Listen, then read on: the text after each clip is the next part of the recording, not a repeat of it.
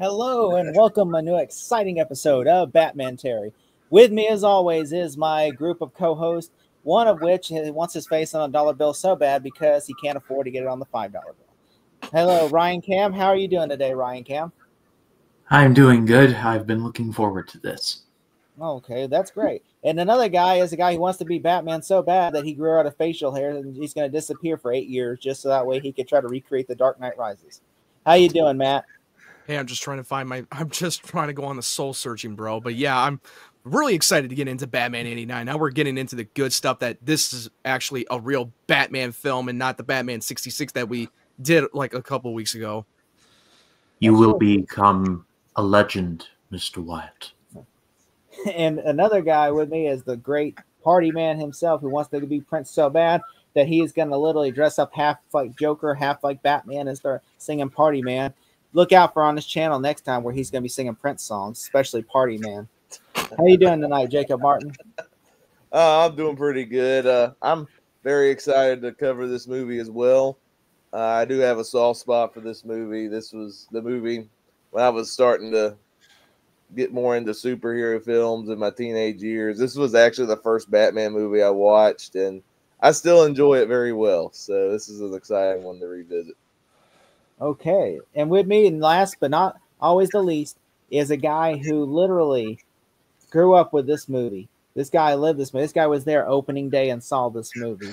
He was there literally for the 66 movie in theaters. He saw this movie in theaters. He's seen every single Batman movie. He literally was so old, like he's like 90 years old right now because that's how it have to be to see all those movies starting with Adam West. How are you doing, Flex Movies Pop Culture 13? How you doing, man? I'm doing good, man. Well, you're gonna make us do this until we're 90 anyway. So, yes. Anyway, no, I'm happy to be here. This is definitely this is the movie that made me love Batman and superhero films in general.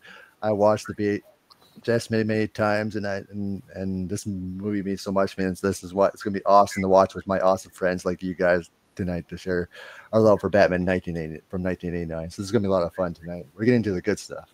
So. Well, I guess I just want to point this out that I'm the only one dressed for the occasion because no one else likes Batman more than me. You know, wore a shirt that I bought 5 years ago. Got an anniversary shirt that is signed by the entire cast from Michael Keaton, singer, and Jay. 30th anniversary shirt. Awesome. Which, by the way, and I was gonna wear this hat, but like I look like I work at Waffle House if I put this hat on. It makes me look like I work at Waffle House. So it's like, by the way, if you don't know what Waffle House is, it's basically like IHOP, but only serves waffles. It's like, but I will say I have a hot take. I did not like this movie when I was a kid. I did not like this movie. I was always a Batman Returns guy. Never liked '89. Did not appreciate this movie up until 2016. 2016 is when the first time where I actually watched the movie again, and I actually appreciate it. And I still think, like, if you put Batman Returns in front of me and Batman '89, I'm going to choose Returns every day because I just find Returns is more enjoyable for my taste preference. Not that I'm saying Batman '89 is a bad movie. I'm just saying in my, my preference, But yeah, I do appreciate this movie a lot, and I think this was a hard movie to make. And I was telling these guys that this movie this is directed by Tim Burton, the guy who literally would go on to become fucking Tim Burton.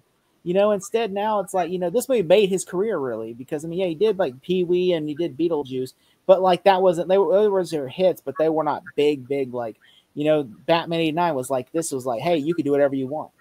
After Batman '89. And I mean, like, really, Tim Burton, this right here wasn't as Tim Burton-esque as the second one. The second one's very much a Tim Burton film. This one's kind of a light Tim Burton movie. But I do appreciate this movie because we have, like, Michael Keaton as the title character. We have Jack Nicholson, who literally, you would think the guy from The Shining is playing the Joker. That would be automatically like, oh, my God, that makes perfect sense. And then you have Kim Basinger, who unfortunately plays the love interest. And you can't win them all, right? So I personally did never liked Kim Basinger as Vicky Vale because I just feel like she just plays a generic character. What were your guys' opinions on as Pat Hingle as Commissioner Gordon? He just is there. He's just there. He exists. He's not really a flesh out character. He's boring. No, I agree with you. I think he's fine. Like he fits the character of, he's not like a fleshed out character or anything, but he's fine in the material given. He doesn't stand out compared to Gary Oldman or even Jeffrey Wright in the Matt Reeves Batman movie, but he's fine. I 100% agree with you guys. He's basically just a side character. Harvey Dent in this movie has more to do in this movie, and Billy D. Williams is literally there too, but he actually has more of a character. Played by Billy D. Yep. 45. But yeah, let's not stand, like to quote Bane from The Dark Knight Rises, let's not stand on ceremony. Let's push play on this beautiful magnum opus we call Batman 89. Warner Brothers, a communications company.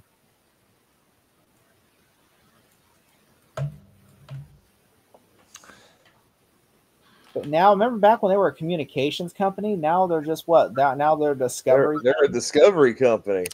Yeah. Jack Nicholson got first billing. You know, you guys must have a good agent to get first billing on a Batman movie. And look at the contract he was able to get from this movie. The studio, the studio saw him in The Shining in his performance. Like, yep, that's our Joker. He literally won an Oscar for One Flew Under the Cuckoo's Nest. So they're like, that too. Mom is not getting first billing. Well, you got to remember, Michael Keaton, he was a risk when they cast him because he was like, really? Beetlejuice is Batman? It's like, that's a weird choice. Mr. Mom? Yeah, and then he proved everybody wrong. Michael Keaton would have stayed out playing Joker the way he performed as Beetlejuice. Hey, kid, come here. Let's go. I'm so glad they went with Michael Keaton. Can we take a moment to just appreciate how epic this score is? Yeah, Danny Elfman's this score. The guy who went on to do Spider-Man, the Sam Raimi music score, which that became an iconic music theme.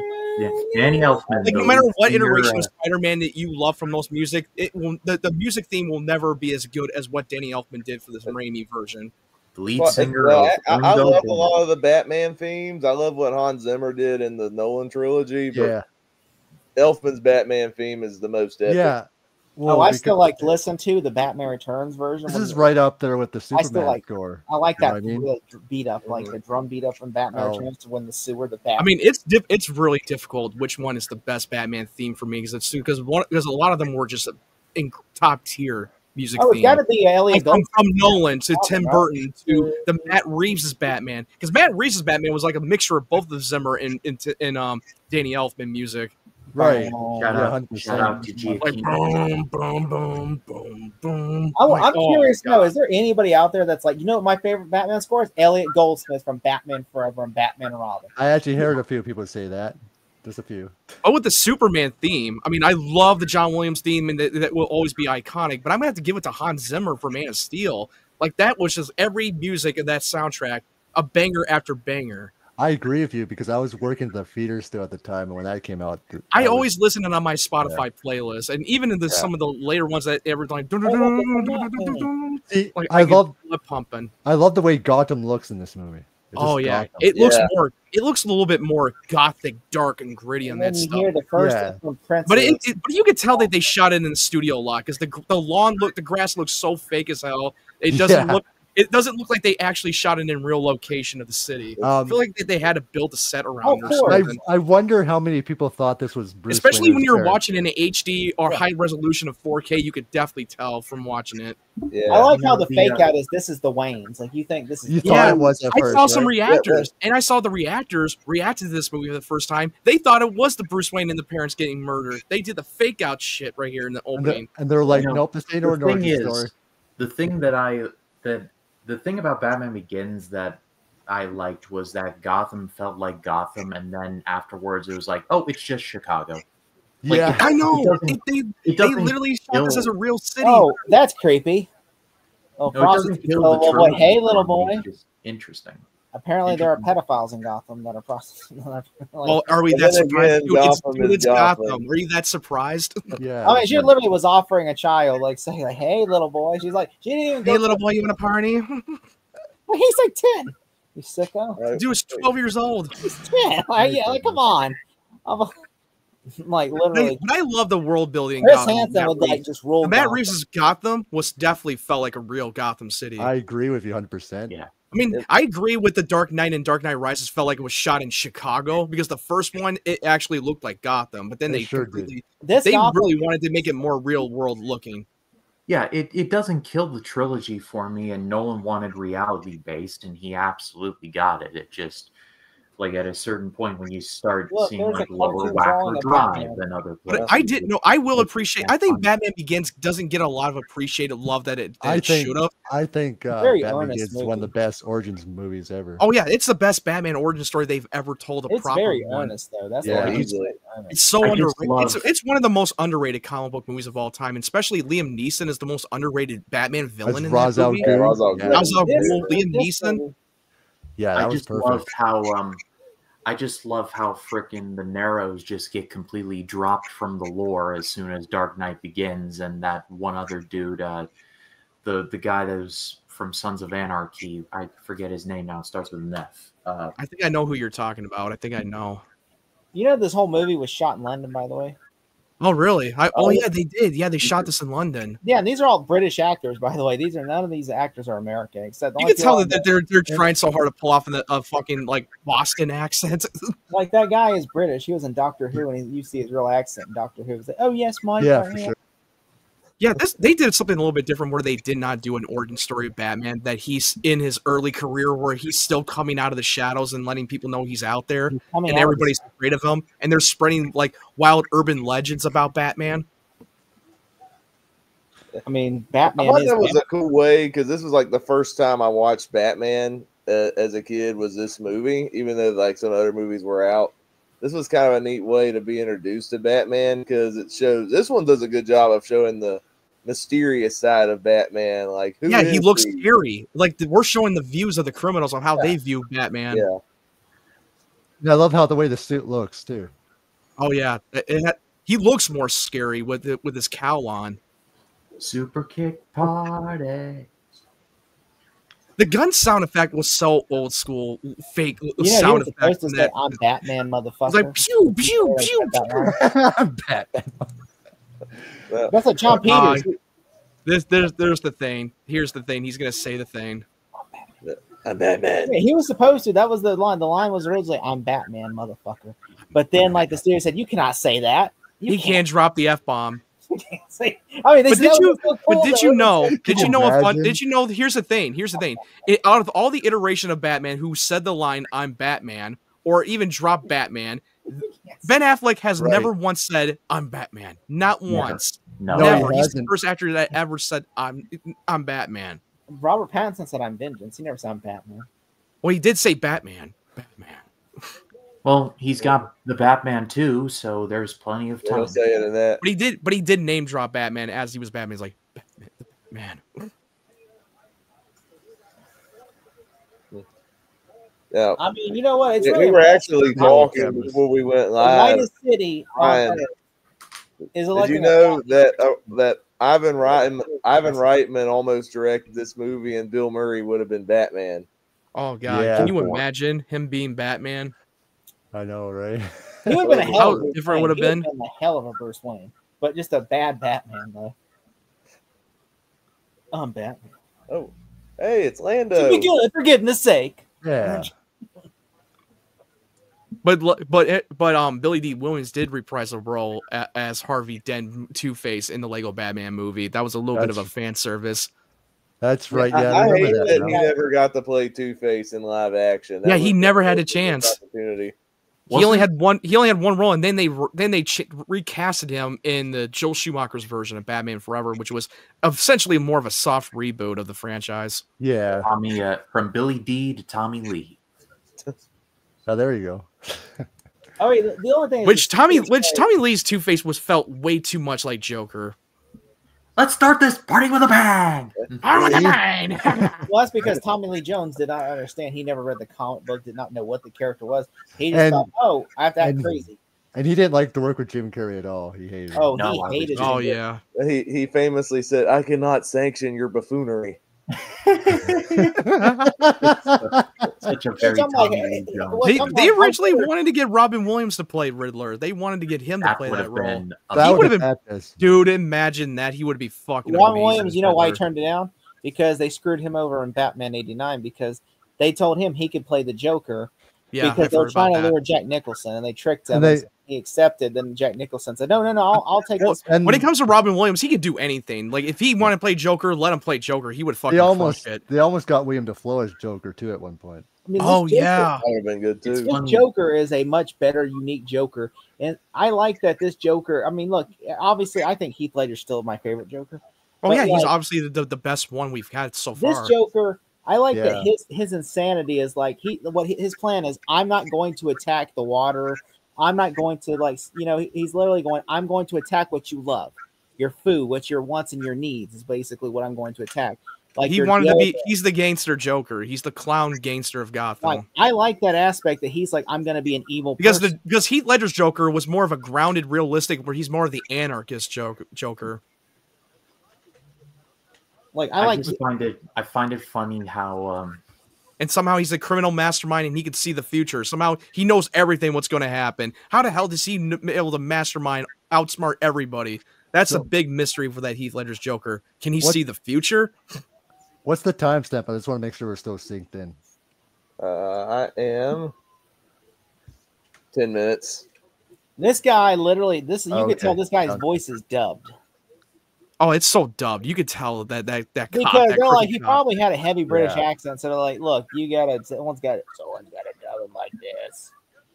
Dub him. I like the line that Joker. Well, it's Jack still, but what he says to him before he shoots him. I just think they could have found someone else that's not British. Like, they could have found someone that's like, like, listen, like, I understand this man couldn't do a British American accent, but come on, like, instead they just You couldn't get a dialect coach. instead he's like, oi, listen here, Joker. Oi. He could have kept the British voice. Listen, what is It it, would've Joker? fit within the wacky Tim Burton world. It'd be like, oh, crikey. Oh, I'm. Do you remember? Man. This guy was in. Batman, I he's remember- nuts. This I guy. mean, I this guy remember was when Batman v Superman was announcing that Ben Affleck was going to be their next Batman, and people make fun of his to do the Boston accent. Where's the Joker? Listen, Yeah. I want to get I remember. Where the fuck is he? 20 years in Gotham. How many good guys are left, and they stayed that way. I'm Batman. Where's the Joker? Where is he? Jack Nicholson. No future, Jack. The way he's talking like that, Jack. You're in charge of Jack and shit, and Jack's left town a long time. It's kind of ironic that he's playing Jack as a name after himself. You wonder if they ever say, "Hey, Jack," and you're like, "Yeah, Yeah. what's up, man?" And they're like, "No, Jack, the character." Yeah. Didn't he play? Didn't his first name Jack was in The Shining? Correct me if I'm wrong. Jack Yes. Torrance. Yes, That's Jack correct. Torrance. He's That's literally so like the fucking Charlie ironic Sheen that his of character, he's casting. named a character after They cast himself. him as characters named Yes, like how you got Jack. Charlie Sheen. They cast characters named Charlie. They cast Jack Nicholson as characters. It's like Dean said it's Supernatural. What kind of a douchebag names a character after himself? well, Charlie Sheen and Jack Nicholson. There you go. Well, a lot of comedic actors from sitcom name a character after himself. Like George Lopez. Every single George Lopez TV show he does, the character's always name is George. Damian Steve, Wayne from what you have- My Wife and Kids. Charlie Sheen being Charlie Sheen. Well, George 2.5 Lopez Men has was like briefly 10 just shows. Charlie Sheen Where'd Ryan go? being Oh, we Charlie lost Sheen. Ryan. Where'd he go?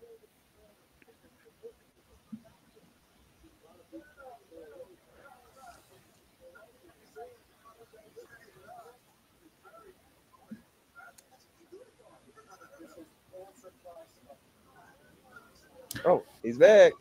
Sorry about that. Oh, Like my StreamYard was perfect for all 3 hours of that White Album stream, and then like 20 minutes into this one is like, like I'm tired, boss.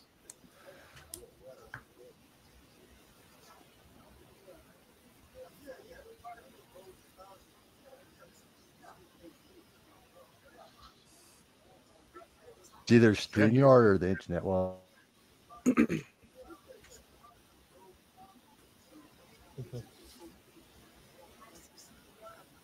yeah. Yeah, the location of the DC world, Corto Maltese. Corto Maltese, you know. Which is the same location that James Gunn his events from the Suicide Squad. Nice callback. Yeah, James Gunn watched this movie and like, oh, I know the setting for my Suicide Squad movie. Yeah, well, I think that's probably the fake location of the DC universe. Yeah. Also, you all notice that Popeye in the background? Do you know that Bob Yeah. through the Oh, picture shit. of Batman, the picture of the bat? Like that. You talking about with that he was joking around with Knox? Yeah. That's Yeah. That's the creator of Batman. Bob Kane. Yeah. Well, co-creator. Bob Kane did not create Batman entirely. It was Bill Finger. Oh, there's a whole documentary about how Bob Kane stole. Yeah, they have it on Hulu. The documentary of who really created Batman. It was not Bob. Bob Kane drew Batman. Bill Finger created a lot of the story elements for Batman. Bruce Wayne, Robin, Joker. Well, Joker was co-created with another person. But...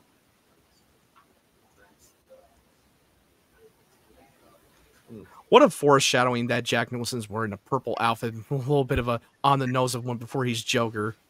In the business, we call especially when he's playing the cards. I was just like Joker. What do you want? My face. And you see that picture foreshadows the Joker part. Jack Nicholson, I do like his Joker. The fact that he is someone like I like how they start him out as like sane, and then he becomes insane as like he falls in that vat of waste. Yeah, it's kind of weird that we don't really get a full origin story of Batman, but this movie gives us the Joker origin story. It's like with they able to show the flashback. Yeah, we see the flashback and how that connects because they make the Joker. And the one thing they did, I hated that how they try to retcon the Joker as like Batman's the killer. Like, Joker created Batman. Well, yeah, they wanted to do differently. Bit of a more like I made you and you made me first type of thing. Yeah. Bit of a temperature check for this stream. How are we feeling about Barry Keoghan? Well, he's a great actor, but he was only cut out in the deleted scenes, and he only got like teased at the end of the movie. I think he would definitely do a great job, but it's just like, hey, we didn't really flesh him out that much. He looks like the Texas Chainsaw Massacre. I agree. To be honest, I did not. I mean, they could totally retcon his look because the deleted scene is not canon, so they took that out and it's not in the movie. So they only show a shadow of him in the cell of Arkham next to Riddler. But in the deleted scenes, you definitely see his full face, all warts and all fucking beat up and shit. They could definitely retcon that because it's in the deleted scenes. It's not canon. For me personally, I understand there's a lot of scene in the Batman. It felt like the studio note scene that felt tacked on because they really love the Joker. I think he could do well if you fleshed him out more. But to be honest, I'd rather see them explore more villains. By the way, I just want to point out that the reason the Joker was created this way was because of pussy. Like, literally, that is the reason the Joker was created, because he was screwing around with the mob boss's girl, and then so basically the mob boss found out, instead of putting a bullet in his head, he goes, I'm just going to turn him over to the police and make him the fall guy, but I'm going to make sure they kill him first. I'm like, why don't you just kill him there? Like the Sopranos, they would have just like brought him out in the street, like, got Jack. Yeah, had him get gunned down. Yeah, definitely. Hey, so Kyle, simple. Kyle, shout out to Hammer horror veteran Michael Goff as Alfred. Yeah, he's good. Yeah. He's really good. Yeah, he and Pat Hingle are the only two actors to be in both the Tim Burton and Joel Schumacher movies. That's true. That's true. I think this is the only dumb scene where he's like, "Which one's Bruce Wayne?" Well, I'm not sure. I'm like, I don't care. I thought it was great. Well, first I love how he's trying to play out the mysterious. Like, he has not seen a picture of him. Shouldn't there be like a giant portrait of Bruce Wayne or something, or shouldn't he be on the cover of like Gotham magazines? You would. I think it might have something to do when he was like off and doing his own thing as training to be Batman, because now he's finally coming into the city and now he's becoming the billionaire playboy philanthropist and probably hasn't got his picture taken. That's my It'd only be like guess. someone going to Tesla and then running into Elon. They probably Musk. they probably only have a picture of Bruce Wayne when he was a child. Yeah. I think we don't know what happened because they don't really Right. explain But of Matt, his think of it training. this way: Bruce Wayne's the richest man in Gotham. He is literally like the face of Gotham. Okay, imagine if someone goes to Tesla and then taps on Elon Musk's shoulder and says, "Excuse me, which one's Elon Musk?" Like, wouldn't that make that person? I'm There was sure. no social media where you could see a And- bunch of hundreds of images of them. I really liked how the mansion looked and the Batcave looked too, as well in this movie. Yeah. I guess why I asked about Barry Keoghan is that my point is that I hope they don't go to the Joker well this soon because Mr. Freeze is just right there and the city is literally underwater. Hello? I mean, we There don't you even go. know who's going to be the next villain. I mean, I've seen the Penguin series. It kind of feels like that's what they were trying to build up to the Part 2 movie. I mean, what did Penguin Because was? because if you watch the show, you'll know what I'm talking about. Yep. Because that was the whole goal of him rising to be the king of Gotham. One thing I do like is I like how the only reason he has casino night is so he could hear what Gordon and them are going to say, so that way he could find out like information because he couldn't get the information. Like I like that he just basically that whole casino was a ruse there to lure Gordon and them in there so that way he could listen to him. It's just a For crazy sure. coincidence that the corrupt cop here is named Eckhart, and then in Dark Knight, Two-Face is I played by think about Eckhart. Eckhart, Oh, yeah. there you go. Yeah. Like how Bruce Wayne was just like creeping behind them, just being like, I like how he's just creeping behind them, just. He's like, what are these people doing? Why are they messing around my stuff? They're creeping around in the stuff. I do like. I will say I do believe that because Yeah. he's Batman, he was a ninja at one point, so yeah, he would easily be able to sneak up behind somebody without them noticing. I believe that Definitely. aspect. Yeah. I believe that. He's able to keep himself on being unseen because he's a fucking That, ninja. That's what he was trained to do. 100%. Zack Snyder was watching this movie, saw that gas mask samurai thing. I'm like, I can add that in Sucker Punch. Yep, he definitely did.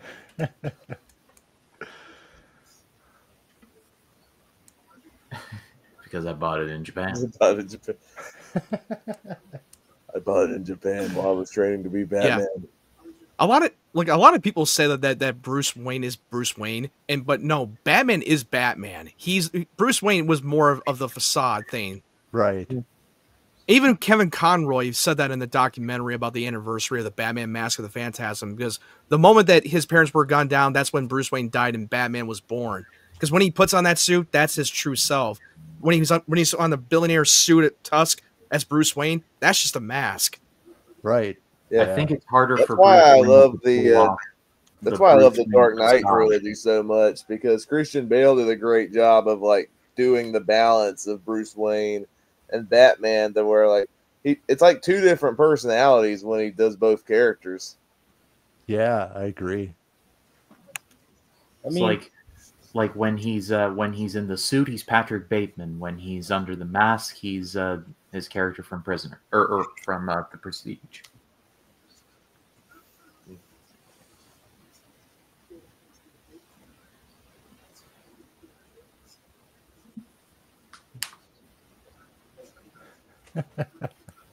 I like how it's like giving out why. rant. Alfred needs to keep a better tight lip on certain things. Yeah, like how Yeah, really. unsubtle. How unsubtle was Alfred in I this? mean, he one? could just said, "Hey, Master Wayne, I need you for a second. It's urgent." That right there would have been much easier. Mr. Golden was compelled to leave, sir. You I know bet- what to do. I mean, now. this is also the same Alfred that lets Vicky Bell in the Batcave. Yeah, that was so out of character. Why would the Yeah, fuck would really. you let her in the You back? should have murdered her. Yeah, really. But you know what? I'm gonna murder her, and her blood is gonna be on your hands. I love that they poke I was fun like, at what it. were you Like, thinking? why would you let Vicky Vale in the Batcave? Like, Yeah. why? Why does he have a camera right set up in that one room?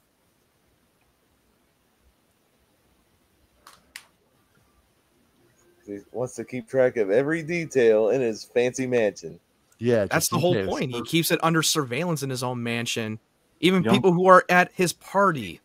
You don't buy suits of armor like that at the dollar store, you know. That's for sure. Or you don't buy fucking cameras and gadgets at Radio Shack. He bought it in Japan. Why? 'Cause that's where he bought it. Why? Wow, you have a hell of a microphone from that angle.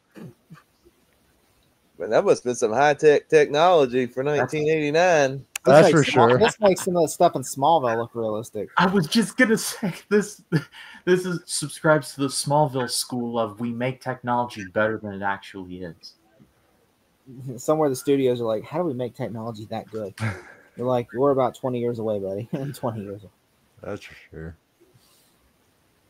This movie came out 89, so about 2006 was around the time we got good cameras. I don't even think, I think it was like 98 or 99 when security cameras were in color. But also, security cams don't have microphones. Nowadays they do, but back Freaking right out, boys. Why does Napier like look like the Undertaker here with like the collar popped? I thought maybe it don't was know. like a Killing Joke situation. I thought they were trying, because Tim Burton was a big fan of the Killing Joke comic. But also, shout out to Bob, who's one of the coolest henchmen in any comic book movie. Bob the Goon, he's the guy who brings donuts around, like, you know, he's always the cool henchman that's like, guys, guess what? We should join Joker's gang. Why? Because, you know what? We get cool leather jackets, so we're always warm. You know what? He's a little nutty, but guess what? We'll be able to do what we want, and he'll pay us. He said he'll And we get to give wear us- sunglasses at night. we get sunglasses. We look like Like the the Blues Eagles. Brothers, but we cool purple jackets. Yeah. You might as well play the fucking song of Sunglasses at Night by Corey Hart.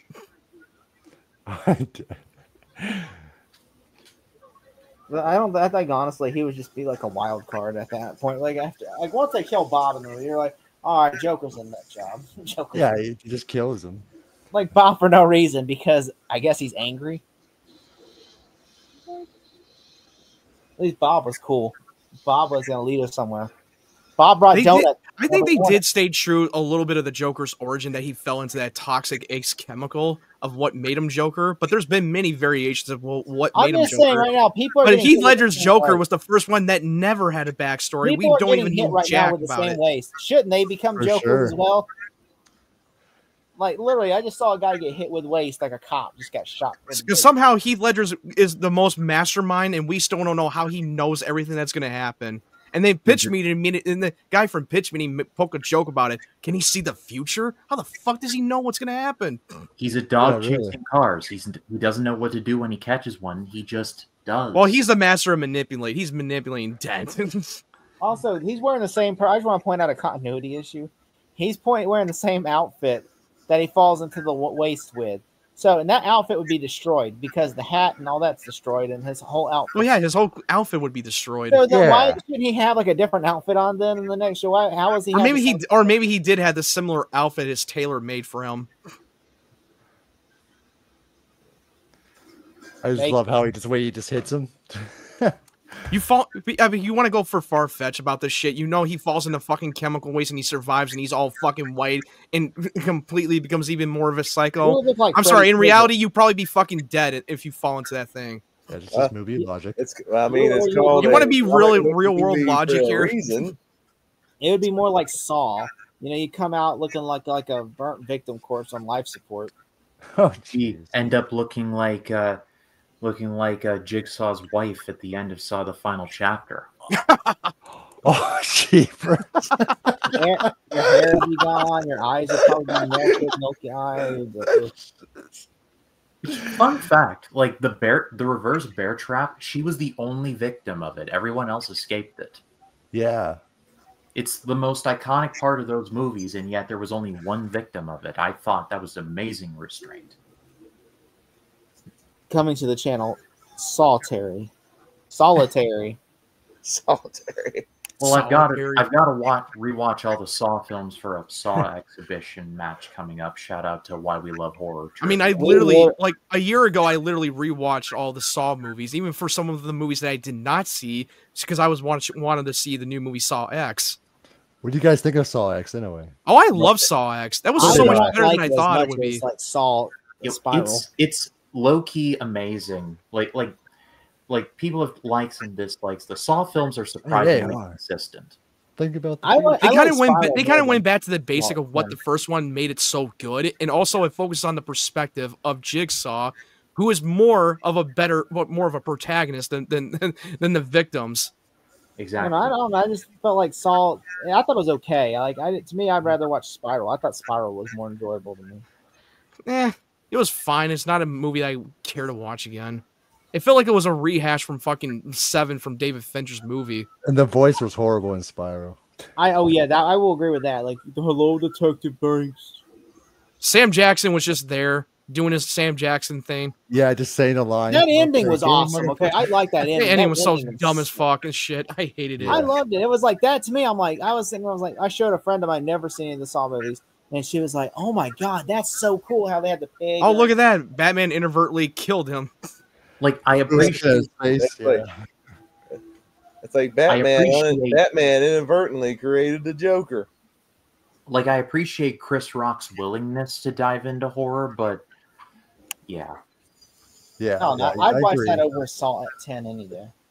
The only Saw movies I've actually seen are the original and Spiral. The first Saw movie I watched was Spiral. Okay, but also Jigsaw's never there at all because he's dead, and they always have a bunch of copycats that try to. I know that's the one that a lot of people get angry about. That's one I just don't care for. Like, I'm glad that they did the Saw X for that prequel after the first movie because we want more Jigsaw in the flesh because they killed him so early in the franchise. Look, it's Joker. Look, it's Frankenstein. After Madam Web, I'm low key surprised they didn't say Pepsi.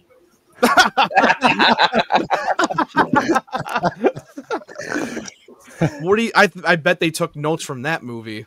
From Madam Web to Batman '89, they took notes from that. Especially Ace Chemicals, they changed to Axis Chemicals because I guess they didn't want to get sued by. Yeah, I know. I don't know why would they get sued. It's from the DC. It's like why would they get sued? It makes no sense. They shouldn't get sued. I also love the hand slowly coming out of the lake, like the. That was so horror. That was such a horror. Image. The claw is your master. Jim Carrey's and comes out and says, "Oh, run from the claw! No one can escape the claw." I'm surprised that you spotted that picture in the background, that Popeye. Like, I did not spot that until you brought it up. I was like, "Oh shit! I cannot believe I did not see that." I just want to say this is the fastest date hookup ever. Like, she literally just ate. I know you literally just met the guy, and you just now you're ready to fucking marry and have babies with them. Say Kyle, when Popeye the Slayer Man comes out, you want to review? Yeah. Sure, why not? See how that goes. Jacob, in case you're wondering, they're making a Popeye horror film later. I think I saw that. They are. I'm like, why? Why are they doing that? I don't know. But why would they make the Winnie the Pooh horror movie? Why would they fucking make the Grinch fucking horror? Or the Mickey Mouse? Two words. Public domain. Yeah, it's this is what annoys me. Jenny Tartakovsky, the guy who did Hotel Transylvania, was going to direct the Popeye movie, and there was some good animated test footage of that movie that they were promoting, but that movie got scrapped in favor of the Emoji Movie. I'm like, why? Can you get a smaller table, Mr. Wing? I kind of like the idea that Bruce Wayne's never been in this dining room. It's like, I've never been in this room. I like that whole awkward scene. I hope Miss Vale and she starts to know that they're like, this is not you. I feel like you're putting on an act. I was just gonna say, I hope Miss Vale doesn't need the salt. Or like, pass the salt. I'm like, here. Catch. Oh, I love this part where Alfred tells the horse story. It's added more character growth because Alfred practically raised Bruce after his parents were murdered. Yeah. Do you all? He's always been more of the father figure to him. Do you all believe in the theory that Alfred is secretly Bruce Wayne's dad? No. Because that would ruin it. That would be a little bit disrespectful. Neither do I. No, I don't believe it either. I just it's like right up there with the theory that Batman's secretly in an asylum and his physician is Dr. Joe Carr. Do you get it? Or that's like saying that Batman is secretly in love with Robin. Also, Kim Basinger, she doesn't really age much. No. She was in 8 Mile, and then I last saw her in. I don't like her as an actress. In the I've not Nice seen Guys. one movie that I was impressed with her. The last movie I saw her in was The Nice Guys. I saw her in The Informer. I saw her in 8 Mile. I saw her in that one movie, 9. Is it 9.5 weeks or 9 to 5? I think it's 9.5 weeks. I think that's with Mickey Rourke. There are people who are like, we need to get a Nice Guys too. I'm like, no, we don't. The first one wasn't even that good to begin with. What? I love The Nice Guys. What the fuck? You're an idiot, Ryan, for that. What the fuck have you been smoking? It's not that good. Like these, like it's fucking peak cinema. I love that film, and it never. I wanted another one. Are you kidding me? Sort of. I can watch Russell Crowe and fucking Ryan Gosling together all day. They were great. These sort of faux mysteries. These like Nice Guys and the But Ryan Gosling Knives Out films that people like. It just like I just don't get it. I don't think honestly we need another Knives Out film. I think I think one was enough. And one was great, but then 2 sucked ass. I love Black. I disagree. I love both movies, and I'm looking forward to. It's just the plot twist made no sense to me. I'm sitting there watching it, going, "This is dumb." Like it made no sense. I'm like sitting there scratching my head at the end, going, "Are you serious?" Like Edward Norton, how would he not know that's her twin? Because he killed her. His laugh here is amazing. Oh, yeah, his laugh is good. This is almost like watching an old monster movie. Yeah. The way they execute this transformation. I like how they keep him in the shadows. Like you don't know that Jack. You don't show him yet until a certain scene comes on in a few minutes.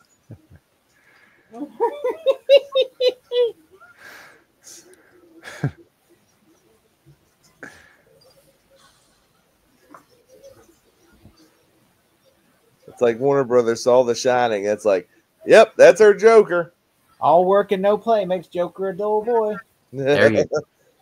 Yep. Inspired casting right here, boys. And he's like, "Look, I know this is our first date, but let's go hook up in the back." All right, really? Well, he is a billionaire. Yeah, this family's way too fast. fast. Definitely getting her 10,000 steps in. Bruce Wayne is definitely going to get a have to pay a paternity suit one day because he's just hooking up with journalists. Okay, so then he's just gonna get them pregnant. Then all of a sudden, it's like he's gonna have as many kids as Elon Musk. He's gonna have like 10 kids. I'm just like, I'm not the first reporter you brought to bed, are you? No. They probably could have given birth to Eminem since she was in 8 Mile. Also, there might be a theory going around that Eminem's father could be Bruce Wayne. I like the fact that his shower is in a bank vault. Yeah, that's what it looks like.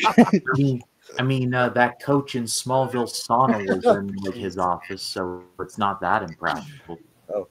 Oh, this is one of my favorite scenes of the whole movie. Yeah, this is one of my favorites too. Yeah, I love this. I love the build up. Yeah, like how he keep his face shadowed in darkness. Shout out to Jack Palance for playing Grissom. You know, he screamed at Tim Burton's face. He screamed in Tim Burton's face because Tim Burton wanted him to do it a certain way, and he didn't want to. And he got in Tim Burton's face and says, "I've been in over 1,000 movies. How many movies have you been in, huh?" So he's like, "Don't bother." Masterclass acting from 2 Jacks.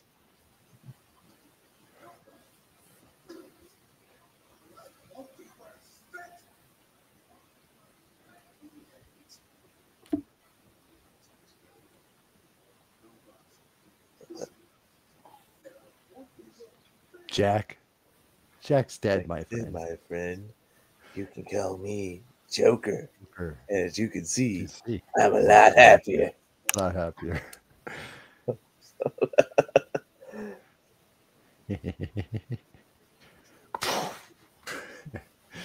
And he just keeps shooting him. Yeah. I remember the first time I watched, I'm like, whoa. This is serious. Yeah, they like to show the shadow, the little mystery of what we don't know what he looks like. You see him out of the shadow. Little dramatic. What a day. At least they cast an actor who they didn't have to force to shave a mustache, and he refused, and the mustache is clearly that's for sure. Oh, they talk shit about this movie too. Like they had him on after this movie opened big. they had the cast of '89, Batman '66, and like Cesar Romero was there, and they're like, "Oh, I thought this movie was too violent. I mean, our Batman was fun and it was for kids. This one was just too dark and violent." And I'm like, Cesar Romero must not have How read about any stop taking your Batman kids comic to books. movies like this? Then it's your Yeah. fault. "Oh, Like, he doesn't it have has the a rating. Oh, for this rating. scene right here. PG-13 This scene right here, when he's not in rating, bed it's with Vicky. intended for He's an older sitting audience. upside down. Yeah, And which he's also doing- that would kill him. He would literally have brain seizures, or that would kill him. Like, what the hell's he doing? Is he doing his night workout or something? I don't know. I always Unless thought that he was a starts, weird like, shot. It never unless made he sense. starts I to feel me. like Tim Burton did this on purpose because he's like, oh, he's a bat, so he's a man, so he should be upside down sleeping. But still, I don't Yeah, know you'd why. be fucking dead. And I wonder what Kim Basinger is thinking right now. I was like, am I? But still drunk? also, Bruce Wayne never sleeps at night because he's always going out on patrol in Gotham because he's literally a nocturnal. Right? Wait Yeah. until they get a load of me. He sleeps during the day. This is another good scene. Yeah. Wait till they get a load of me. Which, you know what? You know, Jack Nicholson said he got back end gross on this movie too. So he said he literally got paid bank on this movie.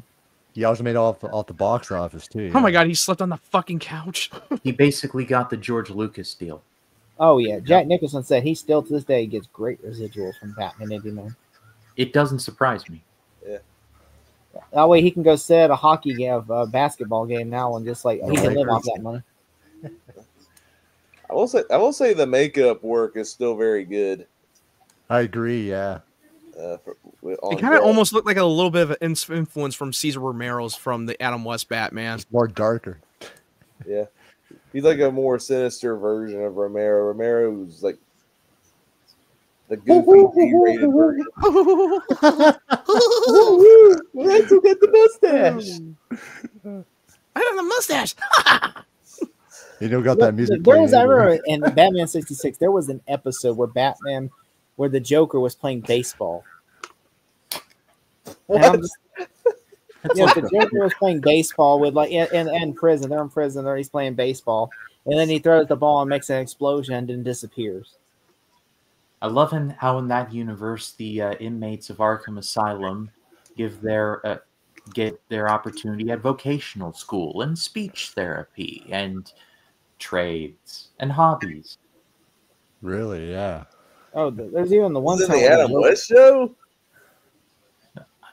I'm kidding, Jacob. I'm gay. Oh, I'm not watching what's that show, but This is like she has the darkest storyline in this whole movie because he tortures her, mutilates her, and it's where when she kills herself, she's just like, you know what? You can't make an omelet without breaking a few eggs. Even this meeting scene is awesome. So Life's been good to me. Dude, it looks even fucking creepy when he's putting on fake makeup on him. yeah. Jack Nicholson's Joker would literally be the only person that could be able to survive the Smile universe. Because he's already smiling, you see. He's already smiling. I agree. That would definitely be true. He would be the only one surviving in the Smile universe. Yep, that's for sure. Oh, I love this line delivery coming up. He's Oh like, my god, that's so Bug. fucking insane. This That he's able to fucking like burn him alive, Yeah. melting him.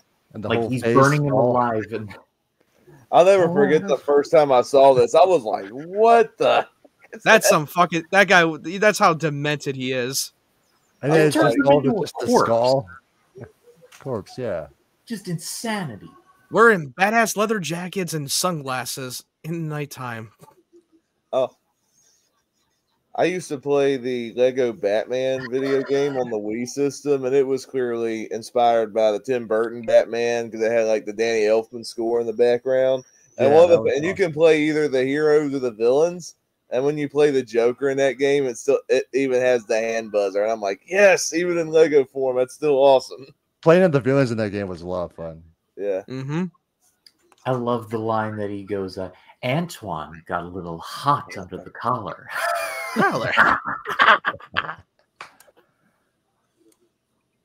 That one dude in the background looks like the guy from Judas Priest. Shout Oh, out to Rob Halford. Hell bent for leather, baby.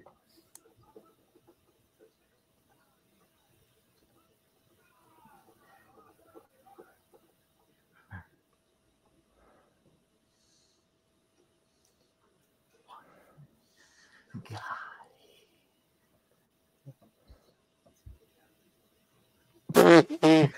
Fucking puts some shades on him. Now Really? And Bob, you are my number one guy. Also, like the weird guys in Beetlejuice are also named Bob. Like Tim Burton has a weird thing for Bob. Like, That's right. great. Yeah. I should have been caught. This is even more sick when he's talking to a burnt up corpse. this is what happens, kids, when you look into the Ark of the Covenant.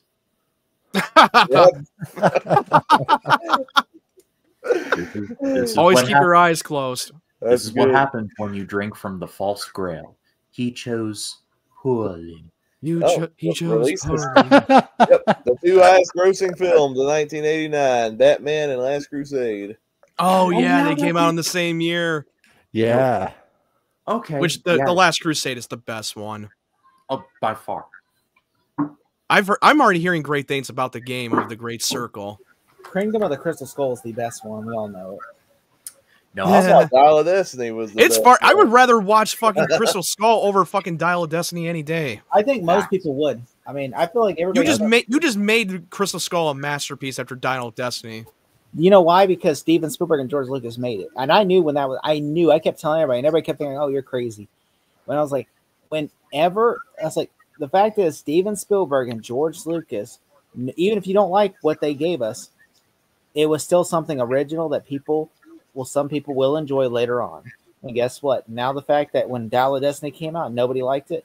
Everybody's now saying, you know what? Maybe we were too harsh on Kingdom of the Crystal Skull. Yeah, that happens from time to time for movies that doesn't get a lot of love at the time when it was coming out. But then looking back on years later, they're starting to come around. Like, that happened with the Star Wars prequel. Even the Star Wars prequels got a lot of hate. Well, Lucas didn't get on the swing; he got on the roundabout. In 10 years, Crystal Skull is going to be like, oh, Crystal Skull. I love that movie so much. I was like, oh, now you're going to flip the script. 4 years. It's like there's only 4 Indiana Jones movies. You know, 5 is just fan service. Which I'm glad that they moved towards the game, like the Great Circle. And like I feel like that's what they need to. You know why? It's because the movies. It's like they can't do it now with Harrison Ford today. Did you read that George Lucas and Steven Spielberg were heavily consulted on that game? It was Spielberg and George Lucas. They were both consulting on that game. Kathleen Kennedy had nothing to do with it. No. Good. She needs to fucking leave Lucasfilm. George Lucas and Steven Spielberg said they really did not consult really on the movie. Like they said, they said they never even met James Mangold. You know, no, they were not involved in that movie. Today, my latest episode of the 99 Project dropped, and I covered a movie called A Map of the World. Kathleen Kennedy produced that. So I don't think she's a bad filmmaker or producer or anything. Yeah, she's one of the greatest producers working in Hollywood. She's not bad. She's not a good studio head. Yeah, she's a terrible. Yeah, I agree on that part. Yeah. Just a studio head, she's terrible at it. She's good as a producer, but she's not a good studio head. Yeah, that's for sure. I did like the scene earlier that we just watched with Bruce Wayne getting those 2 roses in the alleyway where his parents were murdered. Like you already know why he's there, paying paying respects. Even this scene right here with the Joker.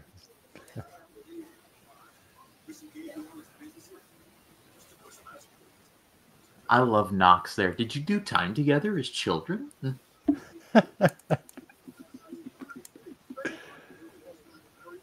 Time to play check. Oh my god, this guy.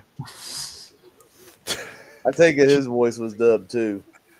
Would you please not me as a personal favor? Right.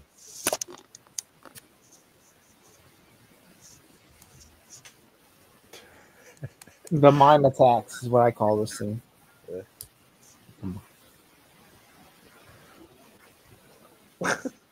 Jeez. What? He's snapping photos. Which, by the way, this is the scene I had an issue with. I like it, but I have an issue with it. What's issue? He goes and kills somebody right in front of the cops, and then like he just able like no one tries to grab him. They're just like, oh no, and They then just stood there.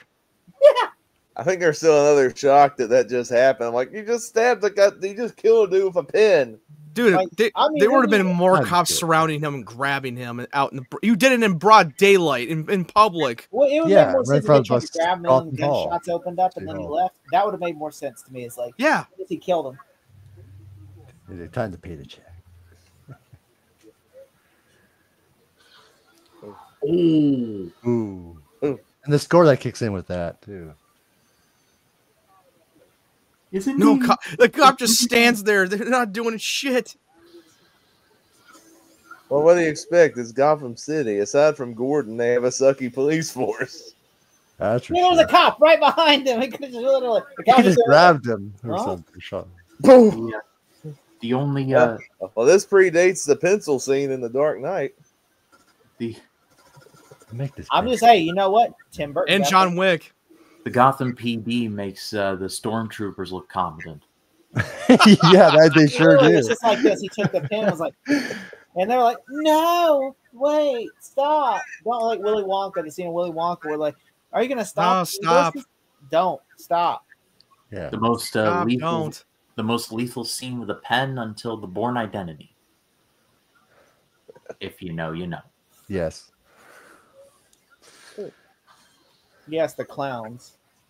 The clowns is what we call them. He's destroying fucking TVs. The jokesters is what we call them, the jokesters. Even in the Harley Quinn show, they poke fun of of her destroying the fucking TV, and she has and Poison Ivy has a backup TV in the closet. It's like, why do you keep fucking destroying TVs? I have the good ones in the fucking closet. I just keeps bringing them out.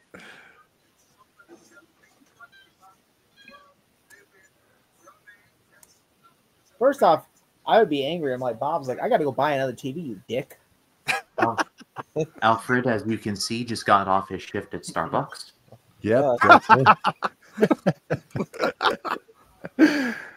Alfred's like, yes, he pays me, but then he doesn't realize that the inflation is going up in Gotham because there was mob controls everything. So now I have to go work at Starbucks. Or he just likes making coffee. Who knows? Both.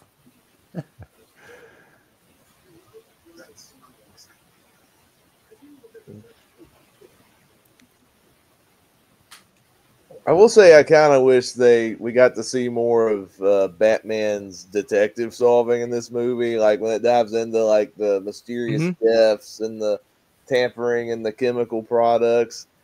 I kind of wanted to see Batman try to figure all that out. They try Because throughout the live action variations of Batman before Matt Reeves' version, they don't really focus on the perspective of Batman being a detective and doing his detective thing. Yeah. I think that would make 100%. the story a little bit That's better. why Matt Reeves' Batman is so good, is because they focus more on the Batman and his perspective. Yeah, I love that movie for doing that. This one, I mean, it's good, but Batman's a psychopath. Like the Joker movie at some parts, more so than the even Batman. The Dark Knight was The Dark Knight was arguably more of a Joker movie. He literally beats up a guy, a criminal, and then doesn't return the money to the family or nothing at the beginning. He's just like, I want you to tell your friends. Now, who are you? I'm Batman. I want you to tell and my then friends just like about it me. flies away instead of helping the family out or anything. She's like, well, fuck those people. The hell with them. I also love how Vicky Vale shot Bruce Wayne in a way where Wayne's like shilling like a cologne. It's Wayne. By Bruce Wayne. Yeah. Smell like Deal. the bat. You want to get nuts? Well, guess what? Smell the Wayne cologne. You'll get nuts. The latest from Ralph Lauren. What the hell is he doing? Oh, Bill Skarsgård had cameo in this long before he was born. Well, I didn't know Pennywise was in this movie. Literally, he's just sitting there on the photos going, Stop. Wow, he just has a hard on for that blonde woman. I don't even know how Bill Skarsgård. I think he's like 2 in real life. Probably. Wasn't he? I think he might have even been born. Not yet. He was born in 1990. Oh, Bill So this movie predates him by 1 year. Yeah. Oh, there you go. Well, yeah. 1989. Yeah, this movie's as old as Taylor Swift. Ugh. He said make some Mookie. Ugh.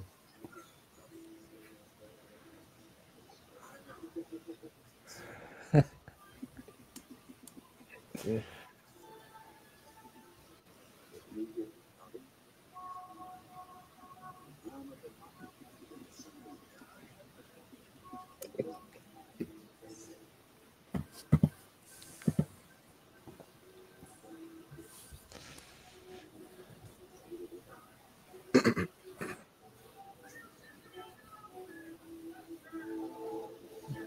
Now he's gonna go there and say, "Hey, let's go poison a bunch of people."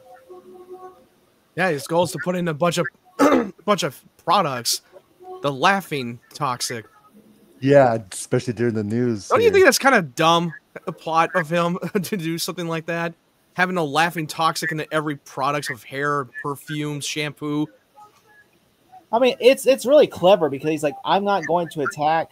Like, I'm going to attack the things you need to live. You know, your deodorant, your toothpaste, you know, your perfume, your cologne, your water. You know, it's like everything that you know you could use, and it's going to be 2 ingredients, and we're going to attack you. And so basically, where people can't even use cologne anymore, deodorant, it's like literally they have to go barbaric because they're afraid of death. The news is not that funny. I like the Joker grins on those Man, have you models. watched the Daily Show?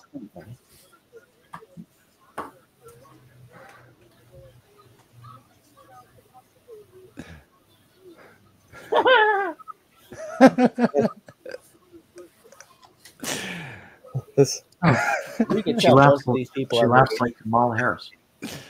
Oh, Oh my god! okay. You had to go there. Where to get political Come on, on Batman, Terry? Am I wrong though? Am I wrong though? You're not wrong, but still, come No, on. you're not wrong. Yeah, Kamala Harris saw this movie and she's like, "Hey, there's my laugh." Batmantary has no political. I didn't know the news was that or funny. stances. Oh, look, he has his own commercial. I Brand love X. this commercial. It's so goofy. I love it. Oh no, not Brand X. No. Not Brand X. Oh no, Brandon. I always thought he murdered the guy, like after he like showed him on Brand X, like he just like shot him in the face. Of course he killed that guy. That's his hostage. Yeah, just let him go. That dude's definitely dead. The other guy. I love the lips of the love that. That was a little creep. That's a creepy shit. That is very creepy. I'm sure these scenes were probably super, super scary in 1989, and now we're watching it after seeing The Dark Knight and Matt Reeves' Batman. Some of these scenes are more goofy now, but it still adds to Tim Burton's tone. It still works. Yeah. Agreed. I'm a man of my word. I mean, he's literally the Joker. Essentially, his plan is actually much better than Nolan's plan in The Dark Knight, or no, in Batman Begins. Because Nolan, he's like, "Oh, we're going to attack water supply." That's just such a cliche thing.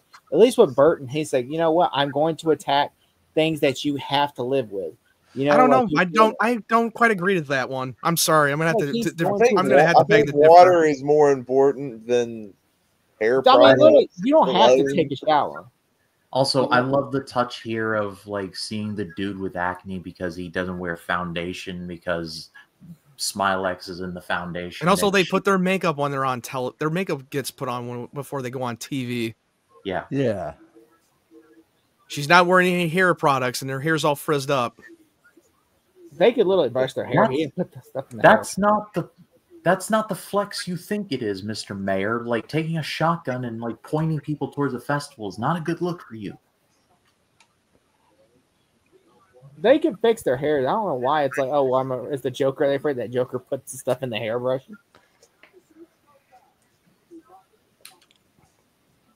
6 people.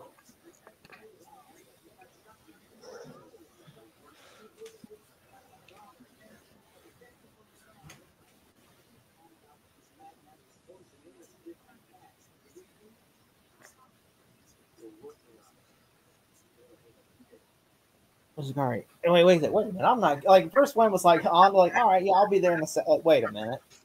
I'm not going to the museum. Also, I'm just noticing this now, the green fingernail polish. Yeah.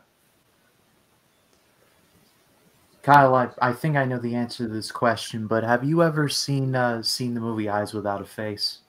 Yes. Seeing her with that reminds me of that. Yep, I know what you're talking about. She looks like you know who that girl looks like. Ryan, remember that movie that we saw Poughkeepsie tapes? Oh yeah. That's what that face mask reminds Yeah, me. Eyes Without a Face is definitely the influence. Yeah. Here. That is a You will call me 100%. master. That agree or on that. that or Goodnight Mommy. Either one. Yeah, between those two for sure. I don't know many museums that have like you can have dinner at the museum. You would be surprised. I mean, there's a museum about 15-ish minutes away from me. They have very nice dinners sometimes. You have to like book it in advance, but they have Wouldn't you worry like if some assholes like gets drunk or something? Wouldn't you want to worry about them throwing food on the freaking paintings? Well, they do serve wine there, so You know, it's like remember like one of those PETA peoples that always like, hey, you know what we're gonna do? I'm gonna take some liquor and shit. I'm gonna throw it on the painting. Like, I feel like you're overthinking everything, dude, Jake. You are. I am overthinking Like Jesus this. Christ! Like you just like to find something You flawed. just like, want to find just, something like, about the movie. I'm like, literally, Jesus I'm Christ! critiquing it. Okay. I I absolutely feel like you're critiquing it way too much. Hey, Gene. No. Hey, what's up? I mean, my theory is more believable than them dropping gas into the freaking museum.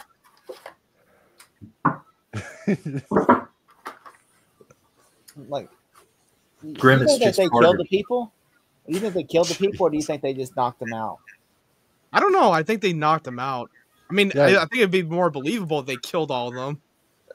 I mean, the Joker is probably more he killed Yeah. him because the Joker usually tends to have a high body count in these movies. I love Yeah. this word so much. And the This music whole that sequence plays is here. great, especially when they plays the Prince song. Oh, Gentlemen, let's broaden broaden our our minds. minds. Lawrence? Tim Burton has a cameo in this scene as one of the Joker's henchmen destroying the painting. Yeah. Oh, I didn't Yeah. know that. Yeah, one of the henchmen is Tim Burton's that's destroying the painting. I think it's. I mean, the one I where- gotta have mixed feelings on this sequences. They were kind of a little bit too silly. Oh, okay. That's your critique. Oh, I think Yeah, that is my critique, like it or not. Matt Yeah, talks about Collins apparently the overthinking the things, and Prince- yet you're still he talking does shit things about like, me. Like, oh, you're Oh, I critiquing think this. I- oh, movie. No, I but think you're I see nitpicking Tim in the every little background. goddamn thing that are not important. Oh, Yeah, you're just really that's digging it. Matt, you're complaining about Jack Nicholson dancing to Prince. Think about what you're saying right now. I actually think that's great. What's there to think about? I love this song. Party Man. Hey, Jacob, you think Nick would love this song? I don't know. I love the song.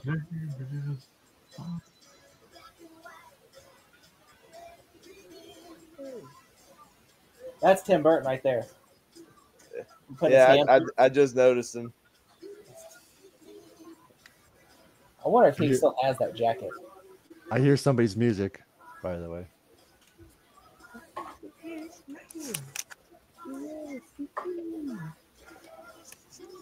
Also, amazing balance abilities on Ron Halford Goon to hold the boombox up like that.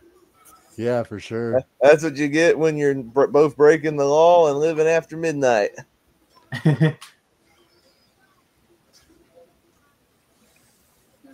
No, he looks like Paul Ellering. It'd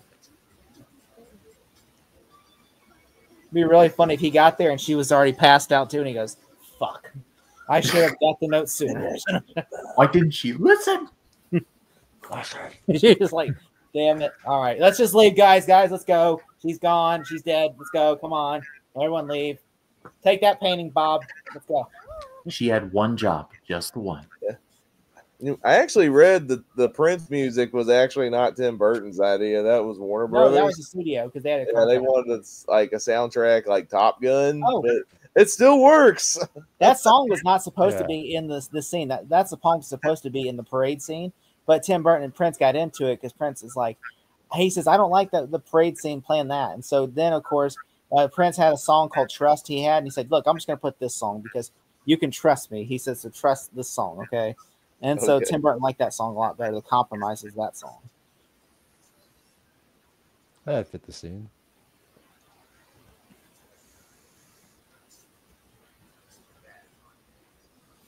Which Danny Elfman has said he didn't appreciate that the studio disregarded a lot of his soundtrack to put Prince songs.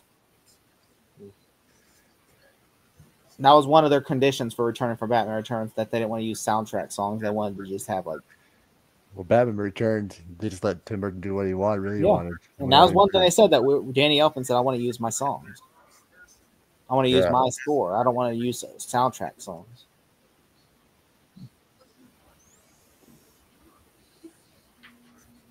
My face. Hey, look, Ryan, your face is on the $1 bill. Yep. I like that line where it says, do I look like I'm joking? And she goes, yeah, well, kind of, you do. Yeah. Oh, this is art. You don't want to know the answer to that.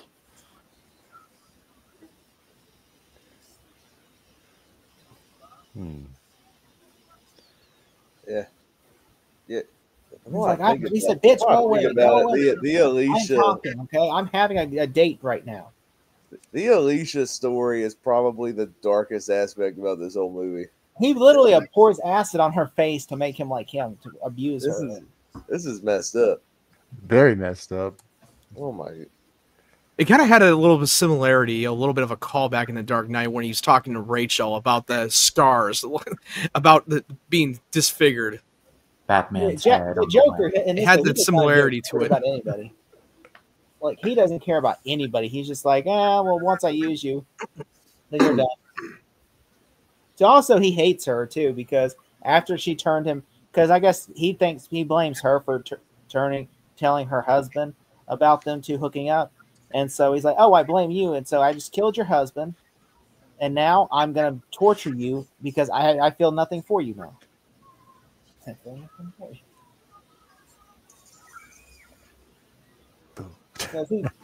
Trying to make fun of the Wizard of Oz. I'm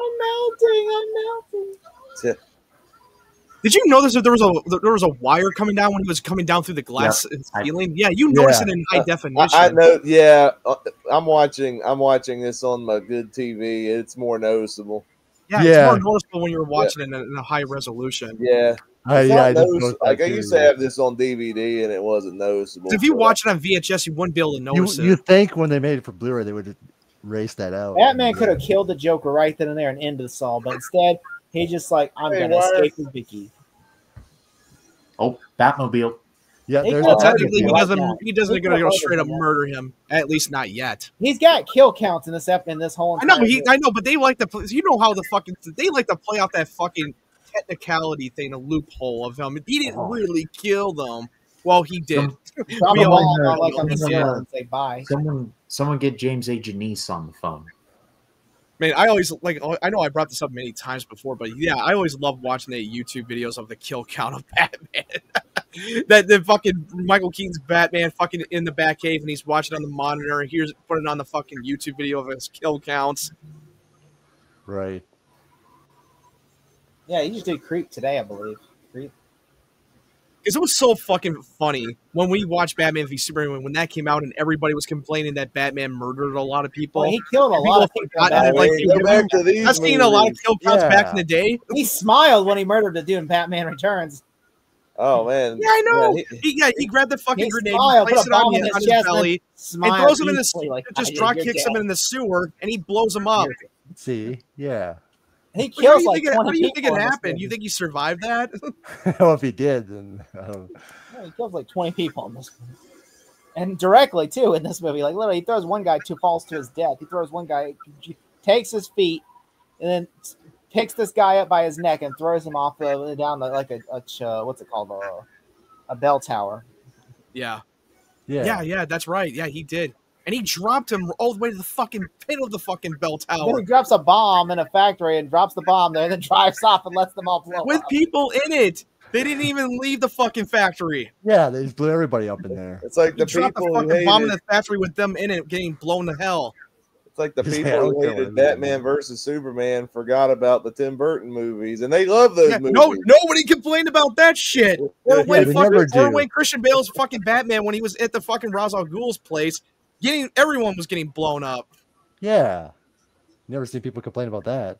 It's like, goddamn, like, I think that's like, dude, are you just trying to find something to bitch about? Like, really? Like, that's so here. You would never do One that. thing I like really? about this movie Well, is how like, all the really, Joker's people. henchmen dress like him, and they drive like purple and green cars. It's a Texas Yep, con. that's It's a true. car. Yeah. I just love that theme. I always hope that whenever McFarlane comes out they come out with Joker henchmen toys.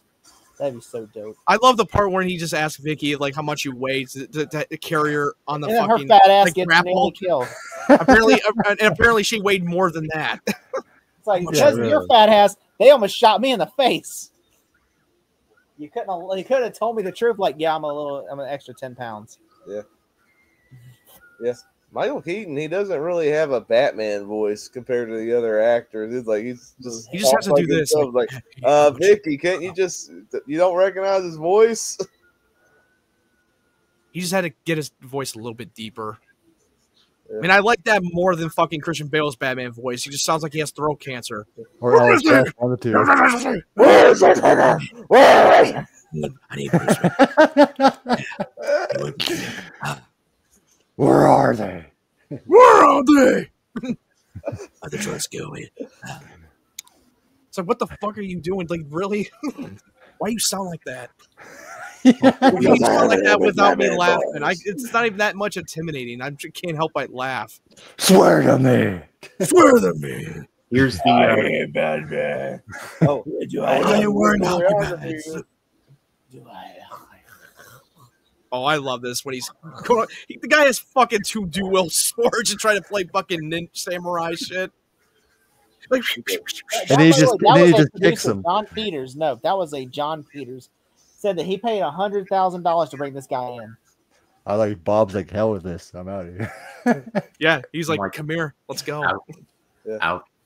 That's what he told Kevin Smith. Kevin Smith has a funny story. He says that John Peters said, "You know that ninja guy in Batman?" It's like, "Yeah, the Indiana Jones ripoff scene. Yeah, what about it?" And he goes, "That guy, we paid $100,000 to bring him, fly him out over to America, to England, and to shoot that scene." Dude, that's good paycheck. Yeah. I did not think about this. But yeah, that scene was literally like a ripoff from Raiders. Yep. Oh yeah, I can see that. I cannot believe I didn't think about it. Yeah, he said that's literally, This is- and then they this do it again in Batman Instead of him Forever. shooting the guy, I'm just gonna punch him. Except I don't think Michael Keaton had food poisoning. Nope, he didn't. Nope. Harrison Ford completely improvised that shooting him Yeah. because He he was was like- sick that day. He decides went to to Steve, shoot he's him. like, "Why don't I just shoot the guy?" It's like Okay, it bang. worked. Oh, because it's funny. Yeah, just stand there for a because he while was and not then supposed it's to like, do oh, that. man. He was not supposed to gun him down like that when that guy was like doing his little twirly. Yeah, the whole fight scene in Harrison Because Ford. he's trained for the fight, and then that's how it ends. You could tell this is a very Tim Burton shot of all. The Oh ways. yeah, especially it looked like it was definitely in another. I think it was in the miniature model when they were shooting that wide shot in the forest, Look and out! it They're felt gonna very Wizard of Oz. look out! There's They're gonna gonna be a run Nightmare into the Before tree Christmas. where Halloween Town is. Jack Yeah, I Skellington. love Halloween Town. That was a great Yeah. movie. Boom, Batman driving in the dead of What's night. this? What's this? Oh, really there? He goes, "Hey, wrong movie, asshole. Wait your turn for 3 If they minutes." dropped that musical numbers, imagine Batman singing. This is Halloween. This is Halloween. Halloween. Halloween. Halloween. Halloween. I love when he just flashes the light on Vicky to not try to recognize his face. It's like, who are you? I'm like, oh, there, you're blind now. Like he's trying so hard to try to avoid that, showing his face. Yeah, that Batcave looks fucking awesome. Yep. Notice how it just turns off automatically. Yeah, this scene. That's something they should have done more. They should have done seeing Batman wearing the suit, doing his detective thing. They should have add more scenes of it. Yeah, They should have. yeah. Batman does feel kind of like an afterthought in this movie. That's like the only In most Batman movies. Really? You know, it's funny because Tim Burton in Batman Returns, literally, Batman has more screen time than Bruce Wayne does in that movie. And that's because Tim Burton even said, I am more fascinated by the villains in Batman than I am about the human. Dude, the villains have way more screen time than Batman. That's because Tim Burton said he does not like. He said, I'm not a big fan of Batman. He said that I am. But also, yeah, but if you've seen most of these iterations of Batman before Matt Reese's version, the villains get more screen time than Batman. Because people rather watch the villains.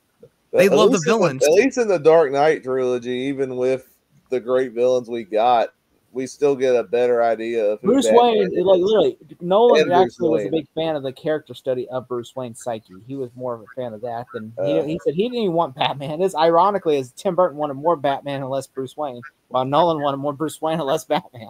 That's true. He wanted more Bruce Wayne than Batman and the Nolan's Batman movies. He didn't even want to call him Batman. That's why they call him. I know that because after Batman Begins, it kind of went against his idea that Batman is Batman. Bruce Wayne is just a mask. But Nolan wanted to do the opposite. Batman. Because we don't see him doing cave in the Batcave in the Dark Knight movie. Ugh.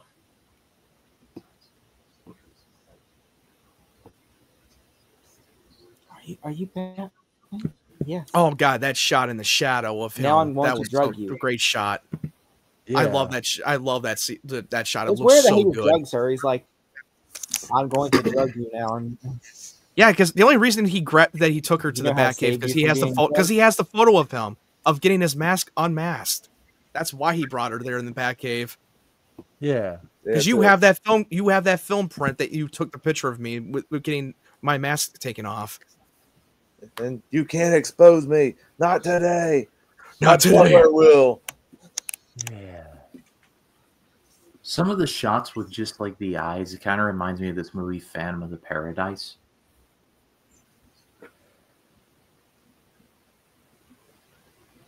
Just me? Okay. Never seen it. No, You probably watched a lot of movies that most people have never seen before. I had to watch it for a title defense. Oh. Ooh, we got the. I love the bat transition.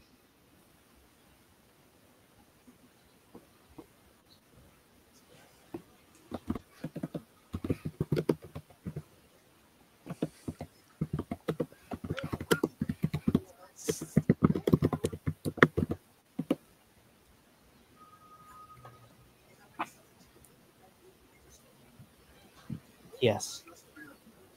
You know, like the funny thing is, this guy really wants to be with Vicky Vale, but Batman keeps cuckolding. Oh yeah, and Bruce Wayne keeps stealing her. He wants to bang her. I was like, I really want to bang Vicky Vale, but Batman always gets in the way. As first it was Bruce Wayne, now it's Batman. But he doesn't realize Batman is Bruce Wayne. She digs the bad boys. It's such a bad. Shoots another Knox TV. would have literally teamed up. Plot twist I would have done is I was like, Knox teams up with the Joker. Didn't Kim there goes- Basinger marry there goes Alec another Baldwin TV. in real life? So in real life, she's obsessed with the bad boys. There goes another TV. God damn it! He's always fucking destroying the TV. Yeah. Damn it, Bob! I just bought this, okay, from Circuit City. Come on. If you've seen why the did you Harley shoot Quinn it show then? when Harley Quinn keeps destroying the TV, they poked fun of that. They took notes from the Tim Burton version of the Batman of how many times that Joker keeps Bob is destroying the withholding TV. tears right now. I just want to point out Bob was withholding tears because he's like, I just bought this TV. It's not even under warranty. I just bought this TV. Damn it. I hate you, Jack, you. so much. I got to go back now to Circuit City and get another TV.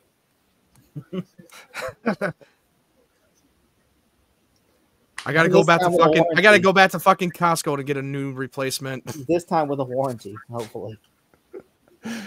You better have that warranty. This time with a warranty. Bob's just going to Costco with like, I got a new TV. Hopefully this time he doesn't destroy this one. Or you know what? It should have been really funny. No. When they're at Vicky Vale, the Joker's at Vicky Vale's apartment. Bob just steals her TV and says, "You know what? I'm taking her TV.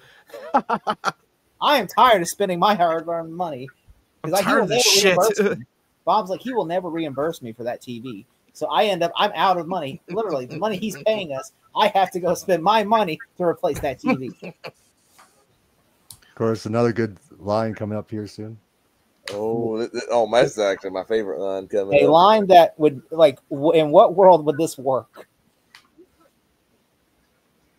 But I do like this scene, too. This scene reminds me of the thing we talked about in Smallville, Ryan. Yeah. When Lex Luthor shows up and goes, I am the villain of the story. And then the next scene, they're at the hospital. It's like Joker just shows up just to terrorize Vicky Vale and goes, all right, I terrorized you. Bye. I'll let you sit on this. Yeah, that was an odd choice. It's like, I am the villain of the story. And then, like, yep. And then they're at the hospital in the next scene. Like, what the hell happened next? It just reminds me that so much the Smallville showrunners took the note from Batman 89 where it's like, oh, like the Joker. It's like Joker shows up, terrorizes Vicky Vale for 5 minutes just to give her a gift and then leaves. Wouldn't it make more sense to kidnap her? He's literally trying to say, I'm Batman. Yeah. He wants. You know what it reminds me of the Amazing Spider-Man 1 when fucking Andrew Garfield's Spider-Man Peter's trying to tell Gwen that he's Spider-Man and he just can't get it out. That they literally took notes from Tim Burton. I do like that after she answers the door, he's like, Batman, I'm Batman. Yeah, me, I'm Batman. It's like, why can't you say it, you dumbass? Just yell it out. Just say it. You know, guess who's not afraid of that? That's what I would have said. I'm like, guess who's not. I'd be like Harvey Dent for Dark Knight. Say it! Two-Face. Harvey Two-Face. I will always make a meme out of it with my friends every now and then. Oh yeah, because he says that when he's in the hospital with with Commissioner Gordon. Yeah. Do you know why the Batman logo on his suit is different?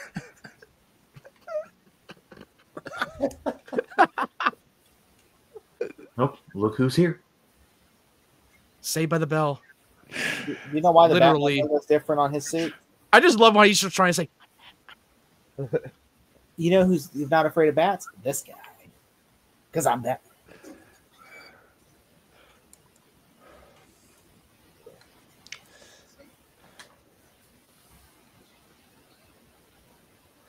Yes, Michael Keaton, you're Batman. You're also Beetlejuice and Mr. Mom. hey, come on, man. You bunch of losers. Wouldn't that have been funny if Joker and fucking Beetlejuice like fucking cross paths? Can you imagine that? Oh, that would have been. This is That a would very be an ballsy thing insane of Bruce Wayne to crossover. do. If that Like, was you're a not That wearing would be. Nice fucking model. Honk honk. Why does she have popcorn on her mantle? He grabs a fucking metal pan as his bulletproof vest. Like, he goes, yeah, she killed herself. I don't blame her. She's literally got mentally fucked up. I like how he says, you can't make a brand without breaking a few eggs. He's like, Can't make it all about breaking a few He was eggs. painting this as this tragic story and how devastated he was if he destroys the mask. He was like, no, you don't care. Like, you're evil. You're psychologically messed up. He's just walking around like, do you notice that Bruce Wayne is staining right there? Like Bruce Wayne, by the way, confronts him for like, hey, I know who you are, Jack. And I'm like, why would you try to confront him? You have no costume on. Like, he literally could shoot you in your head. What if he shot you in the face? Yeah, instead of the stomach. It's like a Dumb and Dumber thing. Like, dude, they slapped me on the vest and gave me a gun. Like, seriously, you're pissing him off. Like, why are you trying to? Why would? I think that's what he's trying to do. He's trying to get him to shoot him.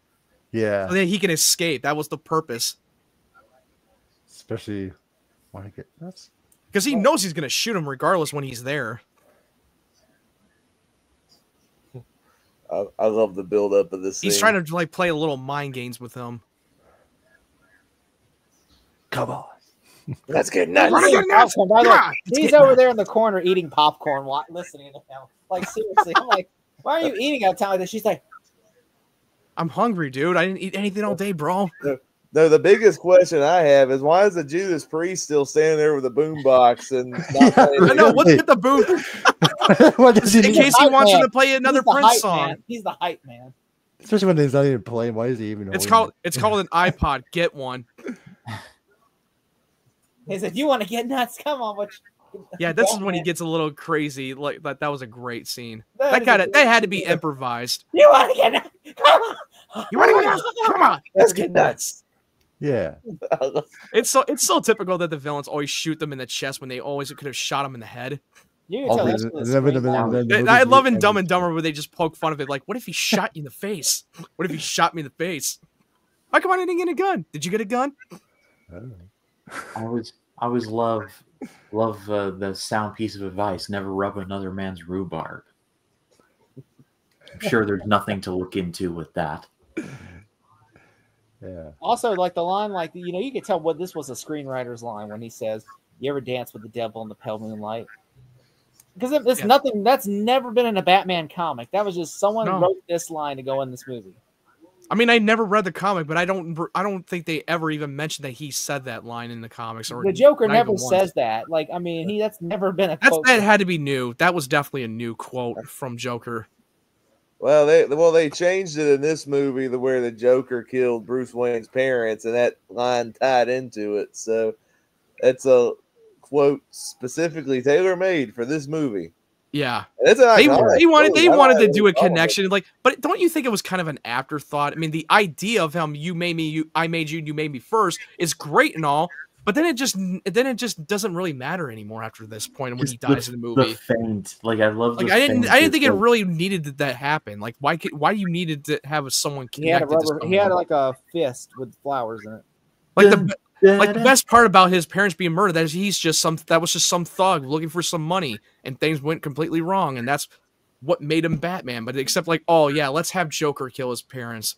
Like that's like no, it ruins the mystery that he would never find the guy who killed his parents. Yeah, I think Tim Burton was trying to do like a battle of monsters type thing. It's like got Batman. I mean, they kind of ruined that in Batman Begins as well. Batman. That's pretty much what the idea was. And also they kind of ruined it from Batman Begins as well, even though that he was just some common thief. But then you find the guy, and then then he gets killed. Like, no, the whole point is that you don't find him at all.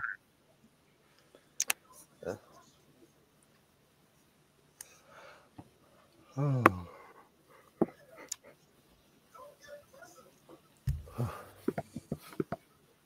And then this is a scene that literally pissed off Batman fans forever.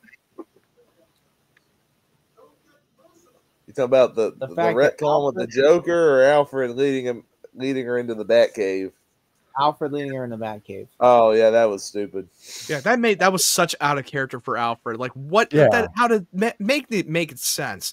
They even addressed it in Batman Returns. I love that joke. I love when he called him out on it. Like, why'd you let Vicky Vale in the Batcave? Like, oh, he turned around. Oh yeah, hey, come on in. Or their sons. I think it's just because Alfred really wants him to actually have a life and actually have a family of his own, because he's all alone. I mean, that's no a good point. That's something the Michael Caine Alfred was really. It's like, hey, this woman here actually loves you. Why can't you share your life with her? Yes. Yeah, really. Master Wayne, we do not have to. Oh, Master Wayne, it can just be us. Alfred, why is your hand on my knee? Get away from me. Oh, okay, Master Wayne. Okay, Master. Was that Wayne. You the other night, Alfred, watching in the corner? Like, no. That camera was on in my bedroom. I checked the recording. Somebody was fixing to play watching it. Jeepers. I'm sorry, Master Wayne. I'm a little bit crazy. I must go. Alfred, I'm going to fire your ass. No, you won't, because then I'll tell everyone you'll see. Well played, Alfred. Which, by the way, they're watching the Joker talk. Yeah. How are they watching him on camera? Where's the goddamn TV outside in public? Yeah, where are they looking at? Someone what are you like looking at? wheeled in a monitor like on their like- cart or something. Like, But I did like the scene in BVS where he's talking about like, hey, you actually will have a family like in your dreams, Alfred. And then he just shuffles. A fucking bourbon. It's like, how can you still work and still drinking bourbon without getting intoxicated? I love the wipe transition. Yeet. That's so funny. Yeah, just like, yeah, go away. Yeah. He's like, nah. The Batman. it's like, The pet. it's like, oh yeah, forget about the fact that the Joker tampered our products and killed my family. Free cash.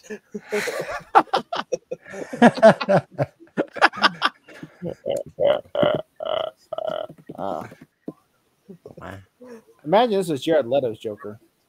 Oh, No. Dear Lord. No. Oh, Yes, no, no, lion's no. gonna get you hurt.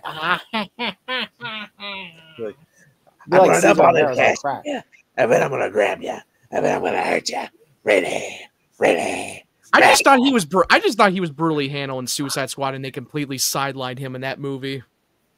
And they cut. Well, Almost it didn't help either. They cut a lot of his scenes out too. They had a bunch of scenes in the air Yeah. cut. Like they had a lot more A screen lot time more. than him in the Yeah. movie. They, I mean, if he had, and David Ayer said if he had it his way and not the studios, the Joker would have been the main villain of that movie.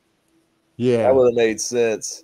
That's how they marketed it, and they completely was the misled Joker us. as the villain. Especially there was that one scene in the trailer that really got cut in one of the scenes. Yeah.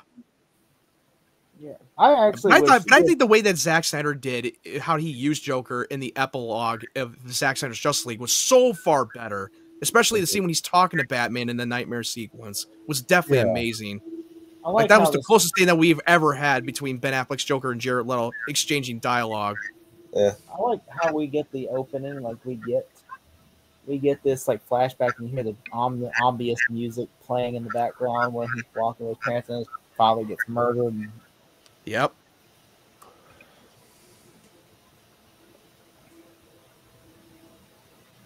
You know what this scene needs more of? Slow-mo. But also, Oh, like when that- Zack Snyder that- mentioned that if he Zack ever Snyder directed it, watched this movie growing up, and he's like, "Yep, there's my style." hold my beer. Yeah. But that scene in the Batman versus BVS was definitely more influenced from The Dark Knight Returns a little bit more. give us your fucking money. But he even said that, Oh, hey, if I ever direct wow. a DC movie, the next one would be The Dark Knight Returns adaptation. He Which would he definitely did. do that as the last DC film if he ever come back and do more.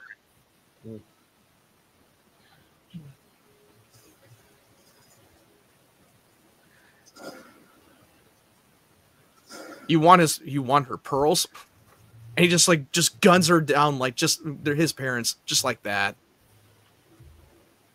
That voice was sounded so weird. You were dancing in the barrel moonlight. Yeah, it was. That sounded like a deep ass fucking voice I've ever heard. Man, Jude Law has not aged a day.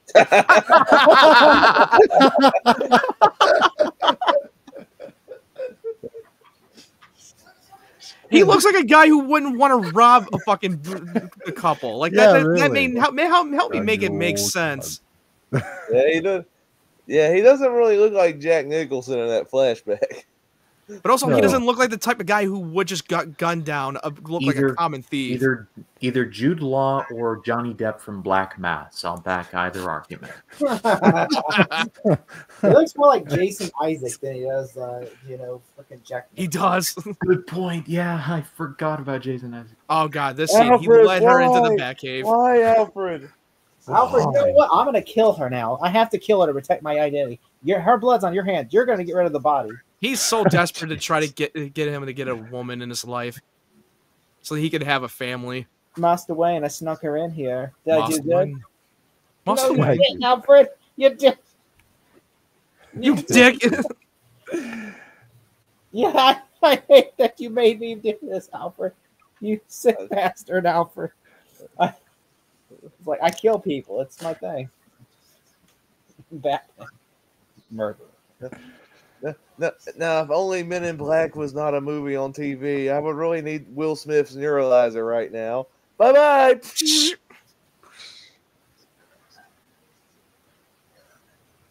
Yeah, like he just literally lets her in. I'm like, what if she would have said, "Hey, he." By the way, not only does he let his person in that doesn't know he's Batman, I did like the scene. I did like the scene when Bruce is telling Vicky, like, "Hey, this is what I do. I can't just shut it off," and because no one else can. Like, I like that. I did like that because it just shows you that he is Batman. This is who he is.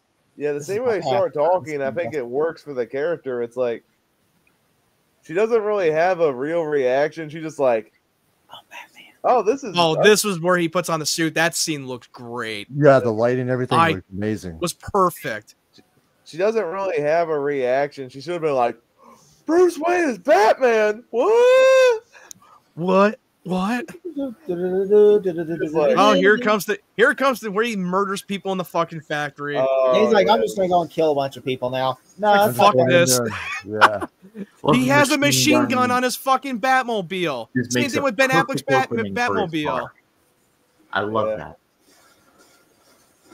Then drops the bombs. Machine gun toting Batman is awesome. I don't know what the haters are talking about. Get Sinbad from Jingle All the Way. This is a sick world we're living in. Sick people.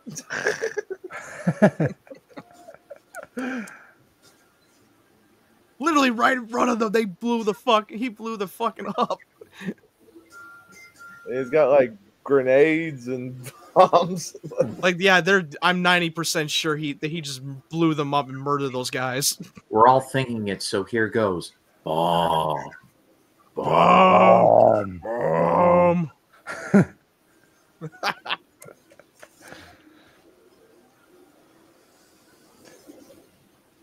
Right back.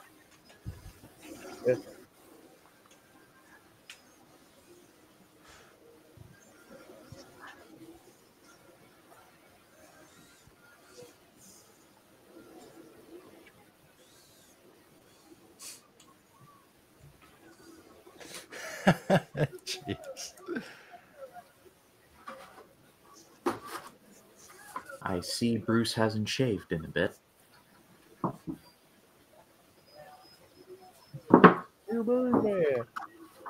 Dude, I really hope that James Gunn's DCU. He just called Michael Keaton's Batman Junior Birdman. If that isn't foreshadowing, then I don't know. Oh, I didn't get. Yeah. Wow, I just noticed that. Tim Burton foreshadowed the Best Picture winner.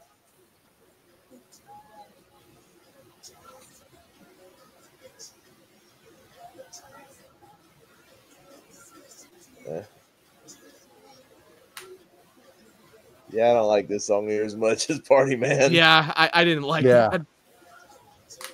That was a little cringy to me. Jacob, you ever think about doing a Prince series on your channel? Maybe. He's got a lot of albums. Certainly wouldn't be boring. No. He did a lot of experimenting, that's for sure. Yeah, for sure. Even don't care. Hey, even though he murdered a lot of people in their families with the fucking products, yeah, I'm gonna throw some bunch of monies. When it comes to money, they don't care. Hey, he could have poisoned the money. Yeah. I mean, to be fair, if I was there, I would have grabbed those fucking bunch of bills out in the street. I wouldn't fucking care. I'd be sucker for that. Like, oh yeah, money. I dip out and run. I would have been like, yeah, this is an obvious setup. Like, what's with the balloon? Yeah, really.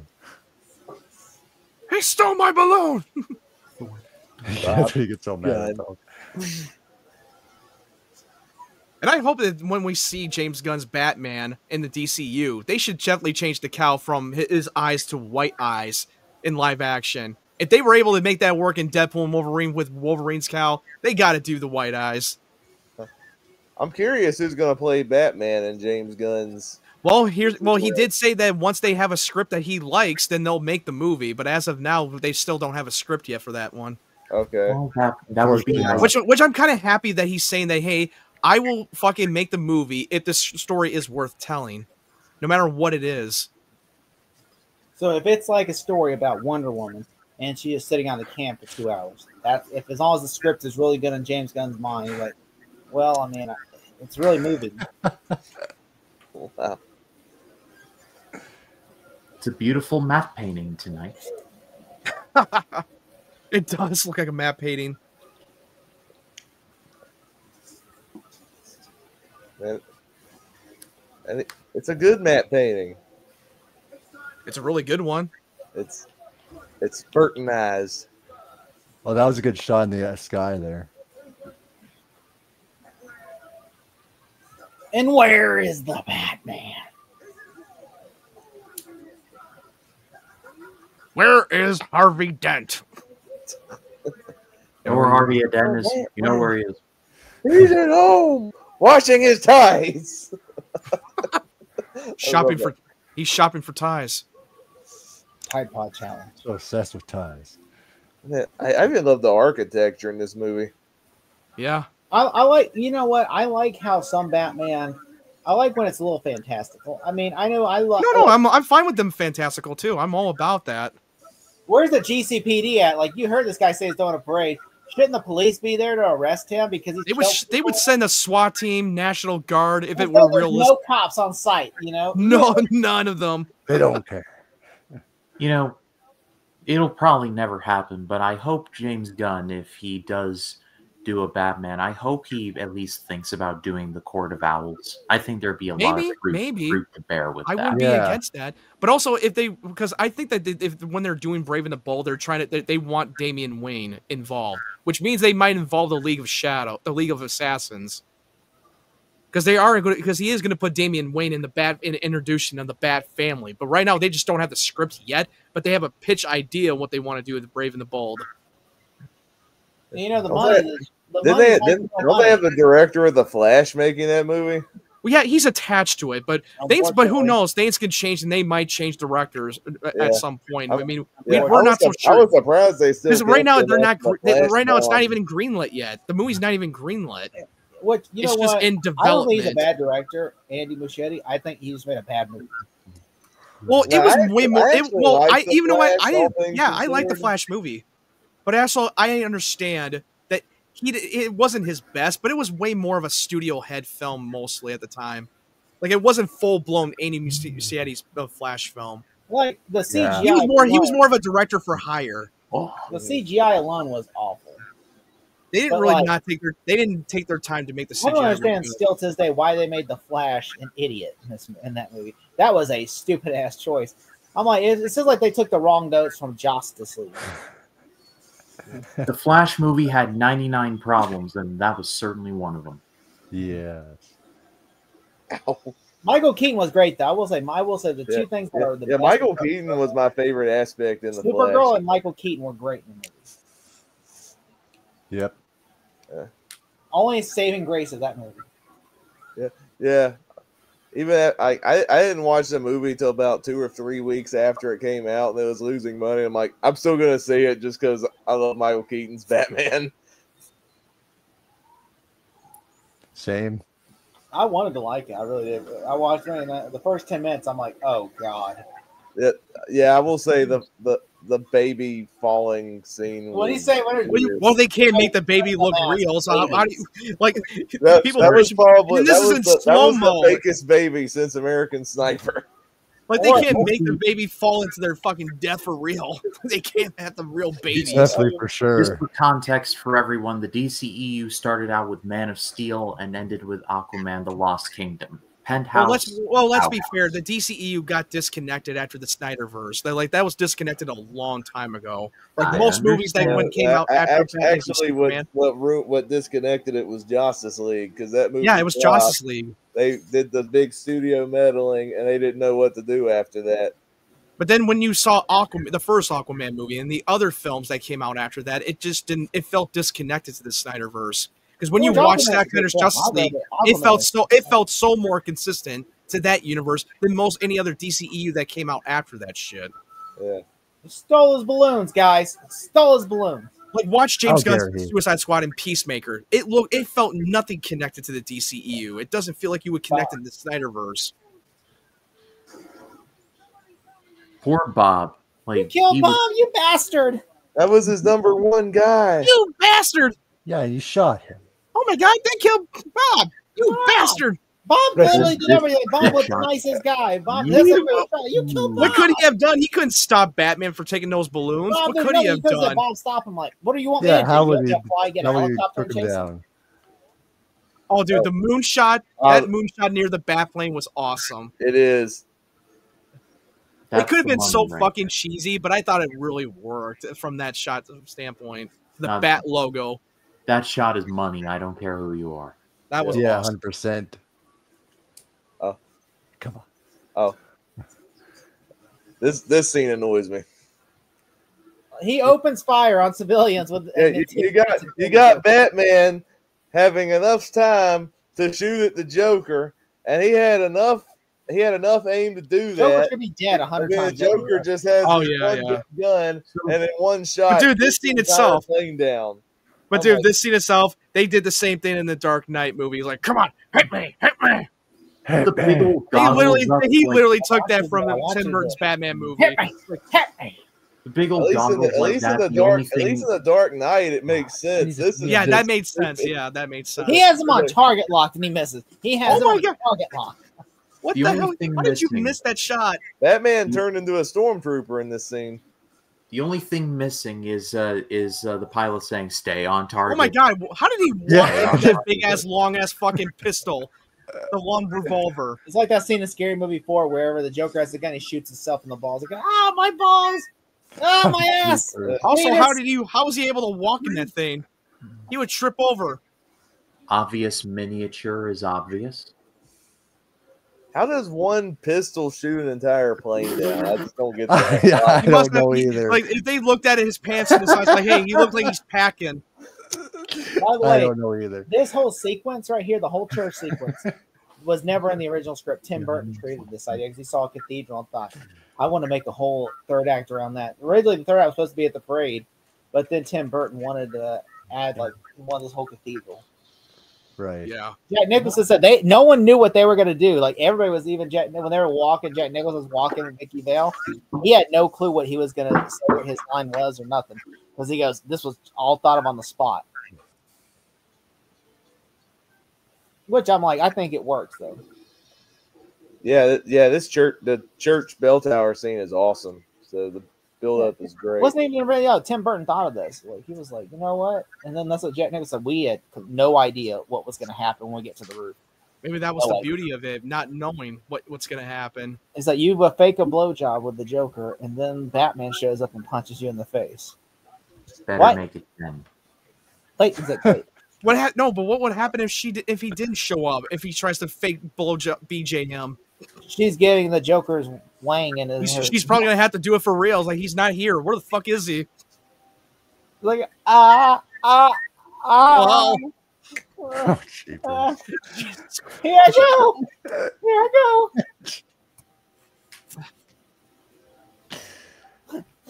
The Joker's like, what are you waiting for? Do it. Do it. What are you waiting for? You know what? Fuck it. We'll get in the cop when you can do it. Like Rorschach at the end of Watchmen.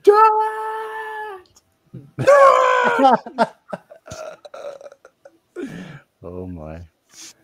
Batman's just in the corner watching one. I wonder if she's going to put it in the mouth. Just imagine he never shows up. He's just watching and seeing, is she really gonna do it? I'm watching. As someone who Batman, you're in has, the corner. the fucking seats fell like a fucking domino. Shit. as someone who has gone to church and goes to church fairly regularly, those pews fell over in like hilarious fashion. Yeah, have That's you ever for seen sure. those? Those things are heavy as heck.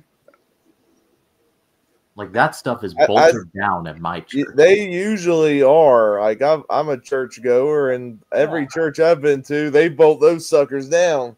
I know. Oh, do I? I've seen them I have too. been to church many times before in the past as a little kid, and those fucking chairs are bolted. Yeah, They would even not fall church over. here I is. never looked at the ground and seen if mine were bolted or not.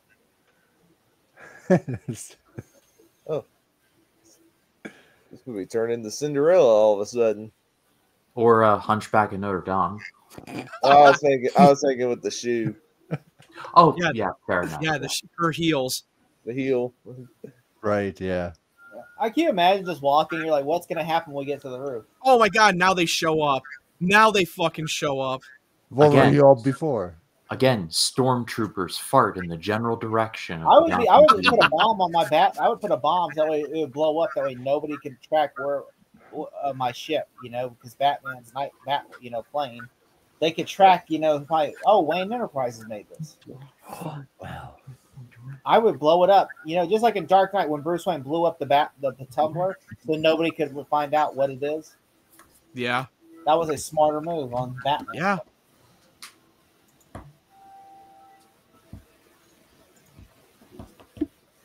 By the way, the Joker just thought of going into this church, and yet all his goons are like waiting for Batman. Well, yeah, but what was his game plan when taking Vicky as a damsel in distress? I don't get it. That's some crazy acid to be able to like a couple squirts and then. Yeah, really. Yeah, but what if the cops actually stand in front of the fucking bell, dropping on top of them? Batman's like, damn, that was close. That was close. Some strong acid there. It's like, whoa.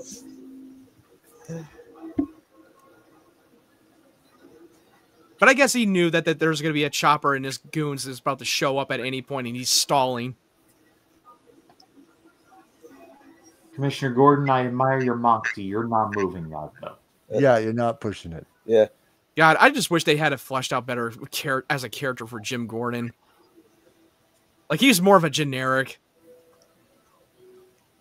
Like freaking Gary Oldman, like just by driving the Batmobile and shooting at things in Batman. Can you drive stick? Automatically. Drive stick. I need me to get me one of those. I gotta get me one of those. Yeah.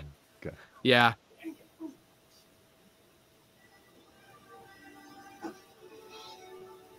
Yeah, because Jim Gordon and Batman, they always work together doing their detective thing. Yeah, Pat Hingle's more the generic. Even the Matt Reeves' Batman, they really had more screen time together doing their detective thing than any other, mostly. Shout out to Jeffrey Wright. Jeffrey Wright. Oh god, he's so fucking good. I read the other day somebody else was going to be Gordon. Oh, this guy again. Don't you find that odd that Jeffrey Wright's Jim Gordon trying to sound like Batman, try to do that deep voice? Is any of this mean anything to you? Oh. He's trying to do that whole deep voice, trying to sound like Batman.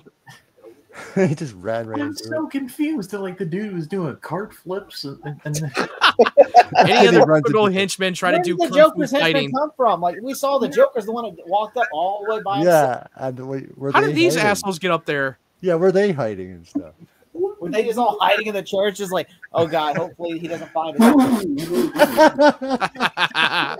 That's amazing. I laugh so hard when he jumps and falls. Fails. Yeah. That was the funniest shit ever. You know what? It's still funny to me. That's a Tom Jerry joke, guys. Yeah. I can see them from Attack the Show. Epic fail. Epic. The only The kid thing is back on the escalator again. I did not remember that. Just fall through the floor. I think I jumped like, I forgot about that.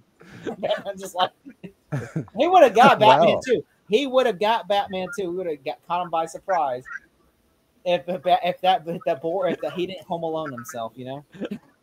Wow, what a hole. He fucking Home Alone himself. Batman just turns around, like, oh yeah, that guy's gone. Oh yeah, he's gone. Oops. He would have got me too if he was smarter. He probably just standing. No, he's standing there trying to call him off guard. He's like, "No, you're dead, boy." And falls. Oh, I just thought of something. If Kim Basinger was in the other Batman movies and they didn't kill off the Joker in this movie, and maybe this had a darker ending, and maybe he flew off with her, do you think that could have been a Harley Quinn origin story? Maybe. No. Oh man. Harley Quinn wasn't even created yet until '92 by Bruce. Oh, Timm. Yeah, he wasn't. Yeah, she wasn't invented until the animated series came out. Oh, Yeah. That's where they invented Harley Quinn was from the Yeah, Batman animated Paul series. Dini creator. Yeah. Oh, okay. Her first appearance was Joker's favorite. But also, it would have changed. It would have completely changed the That dude backstory was of Harley literally Quinn. fucking with Because the Harley back. Quinn is Like, yeah, Harley come Quinn's. on, let's go. Oh yeah, he straight up murdered him right there. Threw him He's down the fucking. This poor man got his bell rung. Yeah, He literally 100% he murdered did. that guy. You all didn't see what he Absolutely. did there. He got his bell rung. Yeah. You know, Batman was just Bell. tired at that point. He was Oh, just yeah. like, you know what? I tried to just knock him out, but I'm just gonna kill him. He just gave that guy a concussion and then just murders him. This is a scene right here that would Sneaky never ever bastard. happen today in a modern Batman movie because the studio would say, "Hell no, you're not gonna do this. Yeah. You are not gonna do this scene. You are not." Imagine a spider. It'd be like in Spider-Man if like someone said, "You know what MJ should do to distract the Green Goblin from killing Spider-Man? She should just get on her knees and be like, hey, it's okay. I'm gonna make you feel good, Green Goblin." You know, be like, no, I don't know how she's gonna get him on that Green Goblin suit because he's wearing body armor. Can you imagine? Can you imagine having her I'm just trying? saying, this would never happen today. This scene would never happen today. No. Whoever thought of this was a stupid idiot writer. Like, you know what? John Peters probably, Who I cares, guarantee the really? producer John Peters is like, what if Kim Basinger just like, distracted, use her sexuality to distract Joker? And Joker went with it. And I'm like, the Joker's not that stupid. Yeah, And also the idiot. Joker's not into sex. That's like the Joker. Is Remember? Well, you know what happens if you have the hots for somebody, you fall for anything. Yeah, He's Batman was ready. He was ready to kill Joker. He was there to kill him because of his parents being murdered. You idiot! You may be. She's like this. You She's like, remember? Idiot! he's like, You dropped me that plastic comic books. Never has the devil in the pale moon. That teeth. Jeez.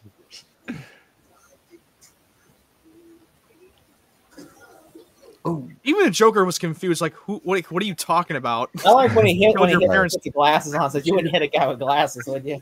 should have been an Endgame moment where Scarlet Witch was like, you took the love of my life, and he's like, I don't know who you are. I don't even know who you are.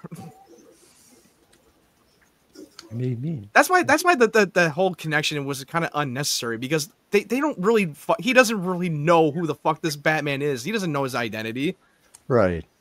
It's like, what was the point of that? Because then when he dies, and it's just an afterthought.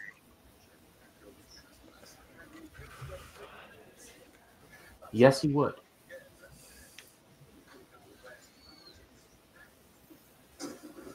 Yes, he would. There's no way the Joker could have been able to pull them both when the way he knocked them over. Yeah, that's true. On the gargoyle. I like when he said, "What are you laughing at?" Tells the statue, "What are you laughing at?" Yeah. It's for the statue's not even moving. It's just like, 'cause this shows how crazy he is. Well, if he actually said something back, then he's got a problem. You got a hell of a strength there, dude. This would be secretly Fletch. This would be secretly a gargoyle project. Even when this gargoyle says, "What are you laughing?" He goes, "What are you laughing?" He goes, And then he scares him. Or a gargoyle Batman crossover. That would be perfect. Yeah, it's good. I was Just scared. moves. In the the more reason why he Batman falls dangling from that cathedral, I'm surprised Quasimodo. It's like, what are you looking at, jackass? Doesn't show up to bail them out because he likes Somebody climbing get, up and down the walls and somebody get Judge Frollo. There's his escape plan.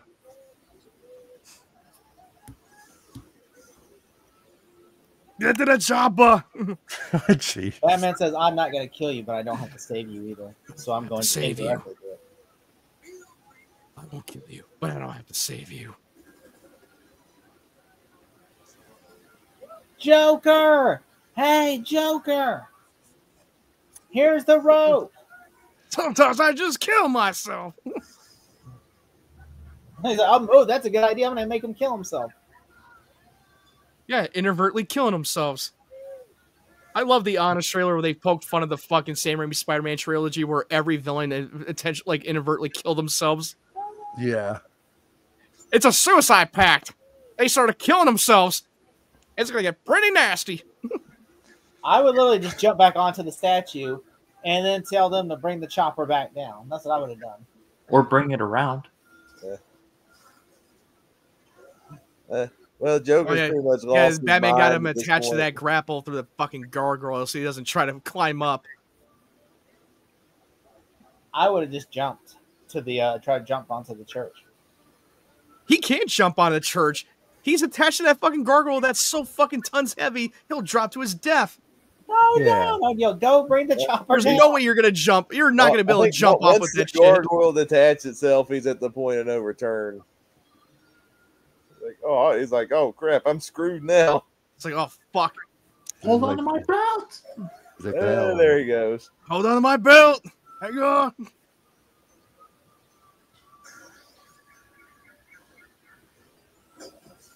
Have you noticed how the bat insignia is not yellow in this scene? It's all white. Yeah.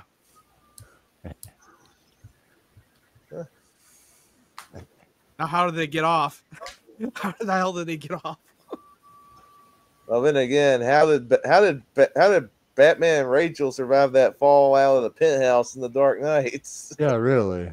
So, Like some things are just better left unexplained. It's like the ending of iRobot. Sonny, Calvin's fine. Save me. Calvin's fine. Save me. He has a laughing bake.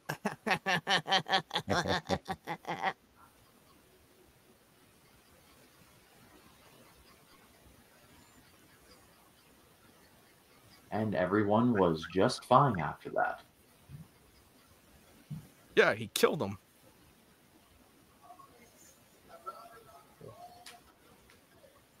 The Joker died laughing, and after death, he's still laughing. He gets the last laugh. Batman. Dude, Vicky's not going to bang you. She's not into you. Yeah, so just leave it alone. Would it be funny if he created like a if he was the secret villain and he's like, oh, when Batman returns, he's the one plotting against Batman. He's like, I joined the Red Triangle gang. Underneath the bridge.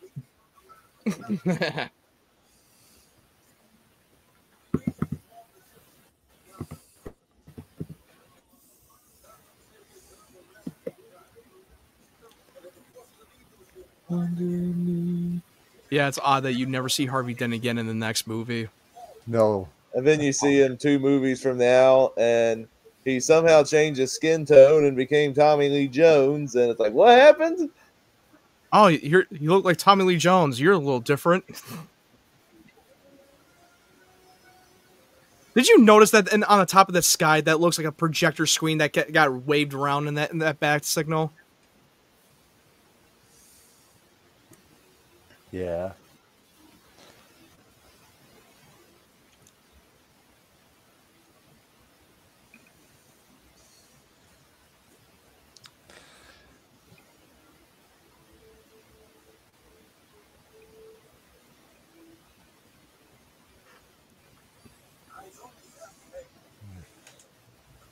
Champagne will be in order.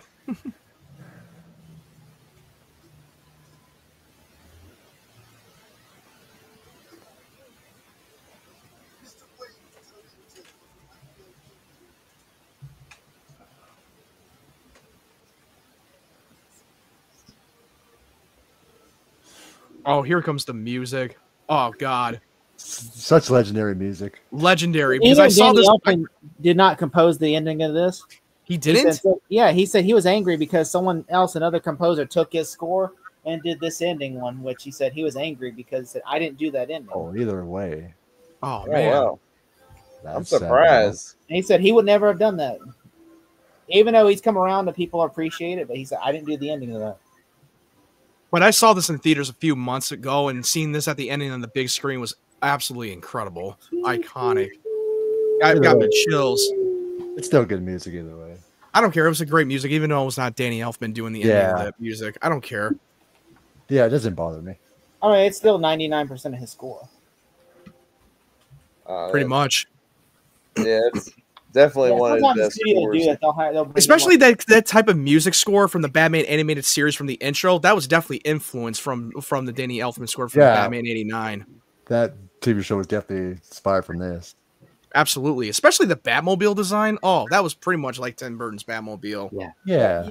Yeah, there's actually a funny story about the Batman Returns about Batman. Because so what happened was Danny Elfman does not like cartoons. The only one he did was The Simpsons, and so because he did the Simpsons theme, and so apparently like they asked him would he want to do the '89 the Batman the animated series thing. He said no, and then of course, but then he heard out that the Simpsons like because Batman the animated series could be on prime time.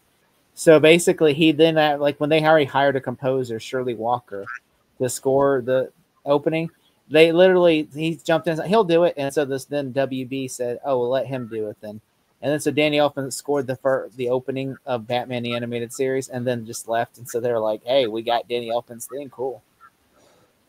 And he still makes money off of that anime. He makes some money off of 2 Batman themes. He gets residuals. Yeah, and which they're like, we were never going to use this theme. The original theme we were going to use is from the New Adventures of Batman, and that's the one we were going to use the score for. Which I will say, I think Danny Elfman's animated series theme is way better. Mm-hmm. I mean, I still think Danny Elfman's theme is the best Batman theme. So I love the Batman Returns when he does because he does a newer rendition of the '89 theme. Like I love that. The birth of the Penguin theme. Oh, that's so good. That's good too. Yep. So thoughts on this movie? Right. Yeah, this is a great piece of business. Like still to this day, love it. Yeah. It's a classic. Still one of my favorite Batman movies of all time. From the score to the cast to the sound design and the way that everything looked. It's an amazing movie. And Tim Burton's direction, it's awesome. Never gets old. Yeah. It's still. I think it's still one of the best comic book movies of all time, especially for its time that came out in '89. Sure, there's some parts of it don't always hold up, but there's still a lot of pros instead of cons. It definitely changed things. So. Yeah. I still really love this movie. I like how influential it is to the comic book genre. Is it my favorite Batman movie now? No, I think the ones that have come out since then, some of them are better. But there's still a lot of great things about it. Tim Burton's direction, Michael Keaton, Jack Nicholson, Danny Elfman's score. The visual style is still really cool. I still really enjoy this movie. I can't wait to do Returns as well. Oh, yeah. And they really wanted to make this more like, hey, we can make superheroes more complex and dark and make it more modern with this version of this character. Yeah, that's the thing I love about this movie, too, because I think before '89, I think a whole generation believed Batman was just Adam West, but I think the comics was more than that, and Tim Burton wanted to get it back to what the creators of the comics thought of Batman originally. A murderer. That's one way to put it, yeah, murderer. Well, I mean, to be fair, Batman did kill in the comics originally. Like originally, it was like a Western. Oh yeah, where he said you wanted to kill the cowboy to kill the bad guy at the end. But then even Damian Wayne called him out on it. It's like, hey, you've killed before. Well, technically, I didn't, but yeah. Which I mean, what was it? Some doctor wrote a book about violence in teens, saying comics cause violence in teens. So then they came up with the comic book code and they made Batman, Superman, all them non-killers, and so now, but then about in the '80s, they're like, you know what? That kind of became the code for Batman. And then they're like, Alan, and then of course Frank Miller and Alan Moore were kind of like, you know what? Batman can do whatever he wants. He ain't real, because Batman, Dark Knight Returns, he literally snaps the Joker. He doesn't kill the Joker, but like there is a couple times where it's like, did he kill this guy? Because like Dark Knight Returns, he snaps the Joker's neck. Yeah. Right. He doesn't kill the Joker. And I think that was because a studio note put that in there. Like, you cannot have him kill the Joker that way. Right. So the Joker just snaps his own neck. Yeah, he snaps every night the Joker, then finishes the job, which I'm like, the Joker would never kill himself directly. The Joker would never do that. I'm like, that was the only thing I hated. I'm like, you know what? This Batman just snapped his neck. Because, that's the only way Batman can Joker could stop. And I think I really like this. I really, really like this. This movie. Let me ask you this though: if you had to give it Batman symbols, how many symbols out of 10 would you give it? Starting with Matt. I'm gonna give it a 9 out of 10. I really love this movie. Jacob Martin. I'm gonna go 8 out of 10. Ryan Cam. I'm with Matt. I'm going 9. Flitz. What about you? 9. We're all sabbatical. I'm gonna go 9 as well. Look, this movie, this is gonna be probably the odd man out. I think the Bruce Wayne stuff I could care less about. But then in Batman, ironically, on Batman Returns, the Bruce Wayne stuff is the stuff I love the most in Batman Returns. But to be fair, that was intentional. That did not have Bruce Wayne, because Bruce Wayne is just the mask. Like I brought it up many times in this live stream. That was the whole purpose of this movie. That he's not like Bruce Wayne anymore. That he's just putting on an act. And Batman had more screen time in this, which I thought that was a smart move on the writer's part. That's true. I will say we will be doing Batman Returns in 2 weeks. Okay. So that will be the last Batmantary of the year, and then in the new year we'll come back with Batman Forever. And because that we wanted to close that off before we go into the winter break, because it's technically Batman Returns is technically a Christmas movie. Yeah, it's winter and Christmas. That's a great idea. Which we brought this up on last time that we were on the live stream for Batman 66, that we have year of the Batman movies that we were born on that year. And for Batman Returns, that's the year that I was born from, because it came out in 92. Right. Yeah. Jacob Martin. So before we let you cut you guys loose, Jacob Martin, what do you got coming up on your channel? Let's see. What do I got coming up on my channel? We got something happening. Me and you got something in the works, something black and something very Christmassy, something 2019. Oh yeah.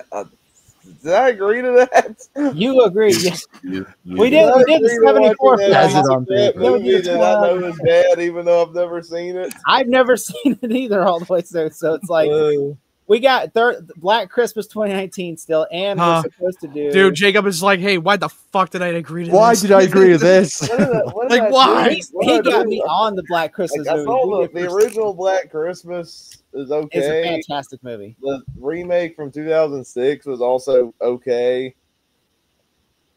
I know this. Oh gosh, what a I know. What did you get yourself into? That's not the worst thing we got to do. We also have to do Silent Night, Deadly Night 4.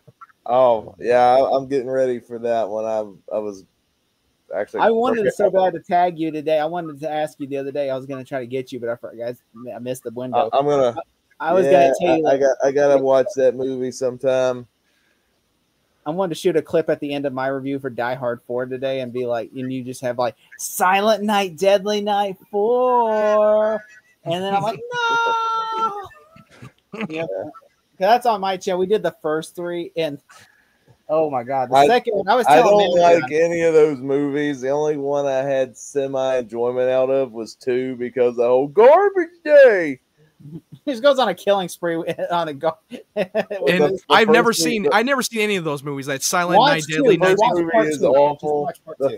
You can literally just skip part 1 and you won't be. Part 1, part 2 just recaps. Part 2, like half of the movie just recaps. But it's mostly flashbacks, and it's so boring.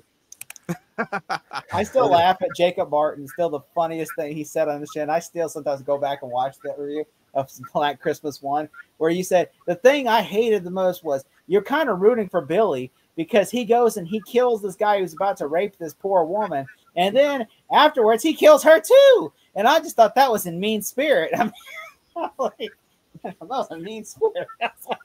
I was like, it's just like Jacob Martin, like, that was just mean, man. That was just cruel. He killed a woman that's about to be raped as well. I was like, that's horrible. That was horrible. I was like, well, it's a horror film. What do you expect? You're not supposed to root for we got that.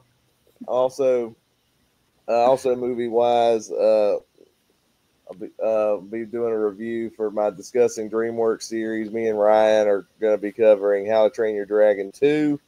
Man, the best one. That's a good one. And then I also do a series where me and Henry Mockingbird are going through the Don Bluth movies. And I think it's going to be Tuesday. We're going to be reviewing.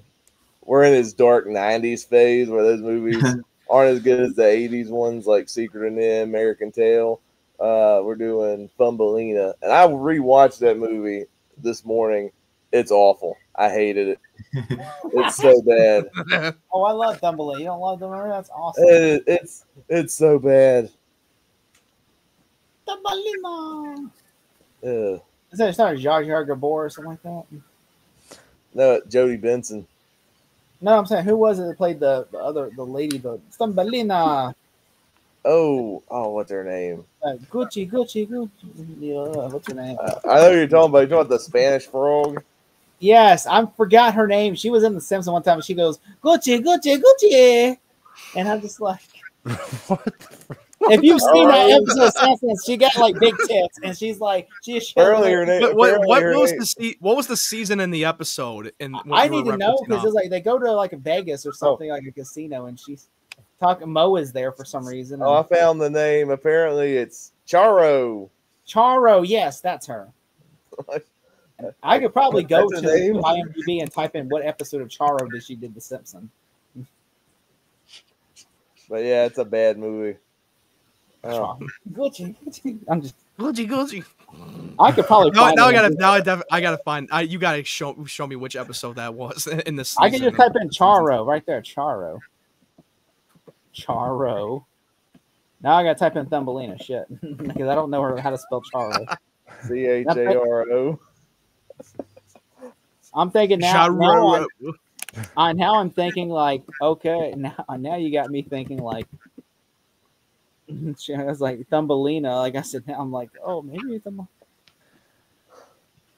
Charo. There it is, right there. Charo. Is she still alive?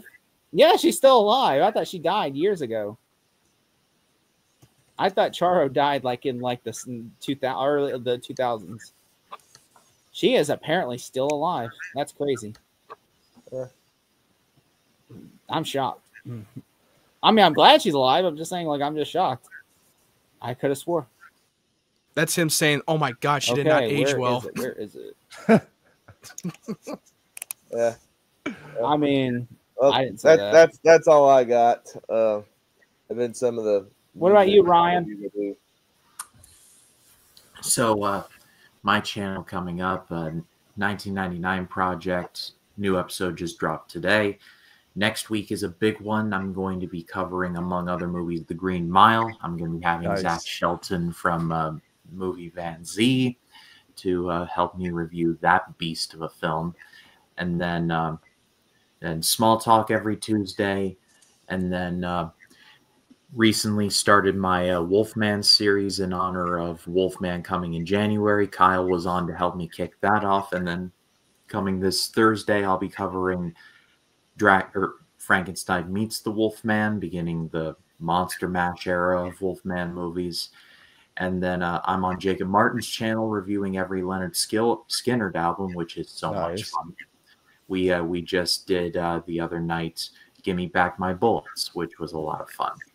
And then last night, it was a 3-hour stream, but I promise it's well worth it. Go back and rewatch it. We reviewed part 1 of the Beatles' The White Album. Yeah, it's a double album, so we split it in 2. And man alive, that album is something else. So go see that on Jacob's channel and give me a subscribe if you haven't already.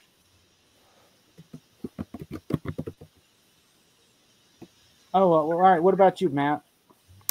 Yeah, I got 2 upcoming reviews on my channel. I got Moana 2 coming up and the Penguin series, so definitely keep an eye open for that and go and subscribe to my channel if you haven't already. And I do Small Talk every Tuesday with Jake and Ryan, and yeah, and this has been a blast doing this commentary for Batman 89. I can't wait till we close off for Batman Returns before we go into winter break. I can't wait. Okay, what about and Fletch? What about you? As for me, I'll be tomorrow. I'm bringing on Michael Wolfman from Mega Movies. We'll be ranking all the Michael Mann films, so that's gonna be a lot of fun. And then Sunday, bring on Her for her very first watch party from her YouTube channel. We're watching one of her favorite movies, Scream, so that's gonna be a lot of fun. Nice. And then I do got a couple interviews locked down, and then like I said, I did get an email back. They're hoping there is Dick Warlock, who played Michael Myers, might be coming on the channel, so for an interview. So we'll see. And then on Wednesday, I think Kate from Popcorn will be coming on my channel. We'll be discussing Jim Carrey's Grinch, so for the holiday season. So that'll be a lot of fun discussing that. And then Shea from Shea Rants and David Defray, they'll be coming on. I think either the 15th. I think we're aiming for. We'll be either discussing our top 10 Christmas films or Christmas horror films, one of the two. So one of those two. And then me and Jason from Backtracks, and we're hoping to do a Lethal Weapon watch party, hoping to. So stay tuned for other major stuff I haven't announced yet. I'll announce soon. So a lot coming for the rest of December. And I have some stuff, with the boys. I have some stuff with the boys. We do small talk. We literally got some stuff coming up with Jacob Martin. I just dropped the Die Hard 4 review. By the way, please be respectful in the comments. Do not sit there and bash other people who don't like Die Hard 4 or like Die Hard 4. I had to listen to that last week with Die Hard 3 where I said I like Die Hard 3, and then someone said they didn't like Die Hard 4, and then somebody was bashing somebody who didn't like Die Hard 3. And so I'm Who like, doesn't dude, like Die Hard 3? well, it was Josh. Dude, you have a bunch of comments just fucking at war debating in the comments. It's like, Yeah, what the really, fuck is like, happening? Well, It's what like, was it? really- I respect Joshua, and I was like, you know what? He said he didn't like Die Hard 4. It didn't work for him. Like he said, it was the second worst Die Hard movies in his opinion. Well, if you like it, you like it. Dislike it, dislike it. Who cares? Yeah. I mean, I love Die Hard. I love Yeah. Live Free or Die Hard. I thought that No, movie was so No, underrated. it was enjoyed Die it Hard too. 3 he didn't like. Die Hard with a Vengeance he didn't like. And so somebody was like bashing him in the comments saying, you're an idiot or something. I'm just Well, like, everyone- dude, come on. Like, come on. Everyone- Here, you want to know what kind of stupid question I got in the comments recently about my fucking clothes and saying, "Are you a hobo?" What the fuck kind of question is that? Are you fucking serious? I'm not joking. Like this happened recent. Troll, Like, huh? like I review a movie, Wicked, and some stupid fucking idiot asked me a question. It's like, "Is this the clothes you're presenting to the world? Are you a hobo?" Okay, you think I'd be doing this shit if I am a hobo? What the fuck kind of question is that? Are you a fashion police? We all don't need to be fat. Like seriously. You know what? The worst. I think that the most I've ever had to eat shit from was like I literally gave a negative review to Transformers: Rise of the Beast, and then people were telling me how much an idiot I was because I didn't like the movie, and I'm like, I prefer the Michael Bay films. I'm sorry, and then they were like, "Oh, you're an asshole." He said Michael Bay's a fascist, and I'm like, "How's he a fascist?" Like he's also Jewish. I'm like, so I don't understand how he would be a fascist. It is the internet. Best I not know, to they- go deep into You know it. how people Yeah, on the don't internet, even let them they're bother not you. that bright. What? They just looking to you have an anonymous fucking people in the comments just fucking trolling. I know. I mean, sometimes it makes me laugh though. Like one time somebody told me to go eat a dick, and I'm like, "Oh well, thanks, man." I was like, "I really That's appreciate that." lame. I was like, Oh yeah, that doesn't sound very original. I was Yeah, just you're not like, the first ones to say there's that. sometimes there's some comments that make me laugh. Like one time I had like a 2, 3, or 4 paragraph telling me how wrong I was about Glass Onion. And We don't I'm see them doing YouTube, so I'm like, cheers. dude, I mean, literally, I just had to go and like the funny part was the comment section was like, he says, I kid you not, he said Tony Hawk's ball sack, like 2473 or something like that. And I'm like, Well, that gave it away from that username. Tony Hawk. I'm like, well, Tony Hawk. I'm like, I should tell Tony Hawk when If you're fond of Tony Hawk's ball sack and you wanted to name that shit, oh my god. Like, if you're gonna critique me, I mean, come up with the original name. I mean, like I'm like literally just like I think I sent it to Ryan one day. Like some dude just told me. I know I sent it to Dave. Dave was like, I was like, man, next time you see Tony Hawk, you need to tell him, hey, your nuts has a real problem with my review on that Glass Onion. Oh, but no, just like it made me laugh because someone just said it. But yeah, I got that coming. I got some reviews coming up. Yeah, by the way, I literally, by the way, and I just want to say I'm glad you guys. This is fun to do. I'm really happy. Yeah, so I'm glad that today worked out perfectly and everything. Next week we're gonna try. Next time we do this, we're gonna try to have a special guest on. Hopefully, it's who I told you guys we're gonna try to get on. So yeah, if you want, you could catch them on their channels. You can catch him. You can catch Ryan Cam at his fan cam site. OnlyFans only. Subscribe there. You can catch Jacob Martin, on the Masked Singer weeknights and Wednesdays. Oh crap! Let's say that. But you can catch Jake in the bathroom. You can catch me in the bathroom. You can catch at the Bass Pro Shops. You can catch Matt Wyatt. You just catch him in the toilet as he's doing the live stream. You can catch Matt Wyatt at the homeless shelter down the street.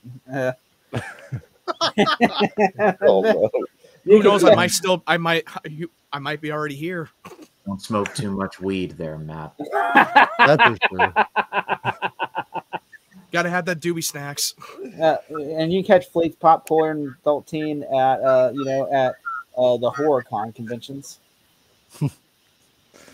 HorrorCons. Huh? I just live stream it from HorrorCons. Yeah, that's It's just like HorrorCon all the way, man. But yeah, I appreciate you guys doing this so much. And all right, take care. You all have a good night. Okay, Sharpton for president, y'all. Rowdy. Peace. Have a good night, everyone. Ow.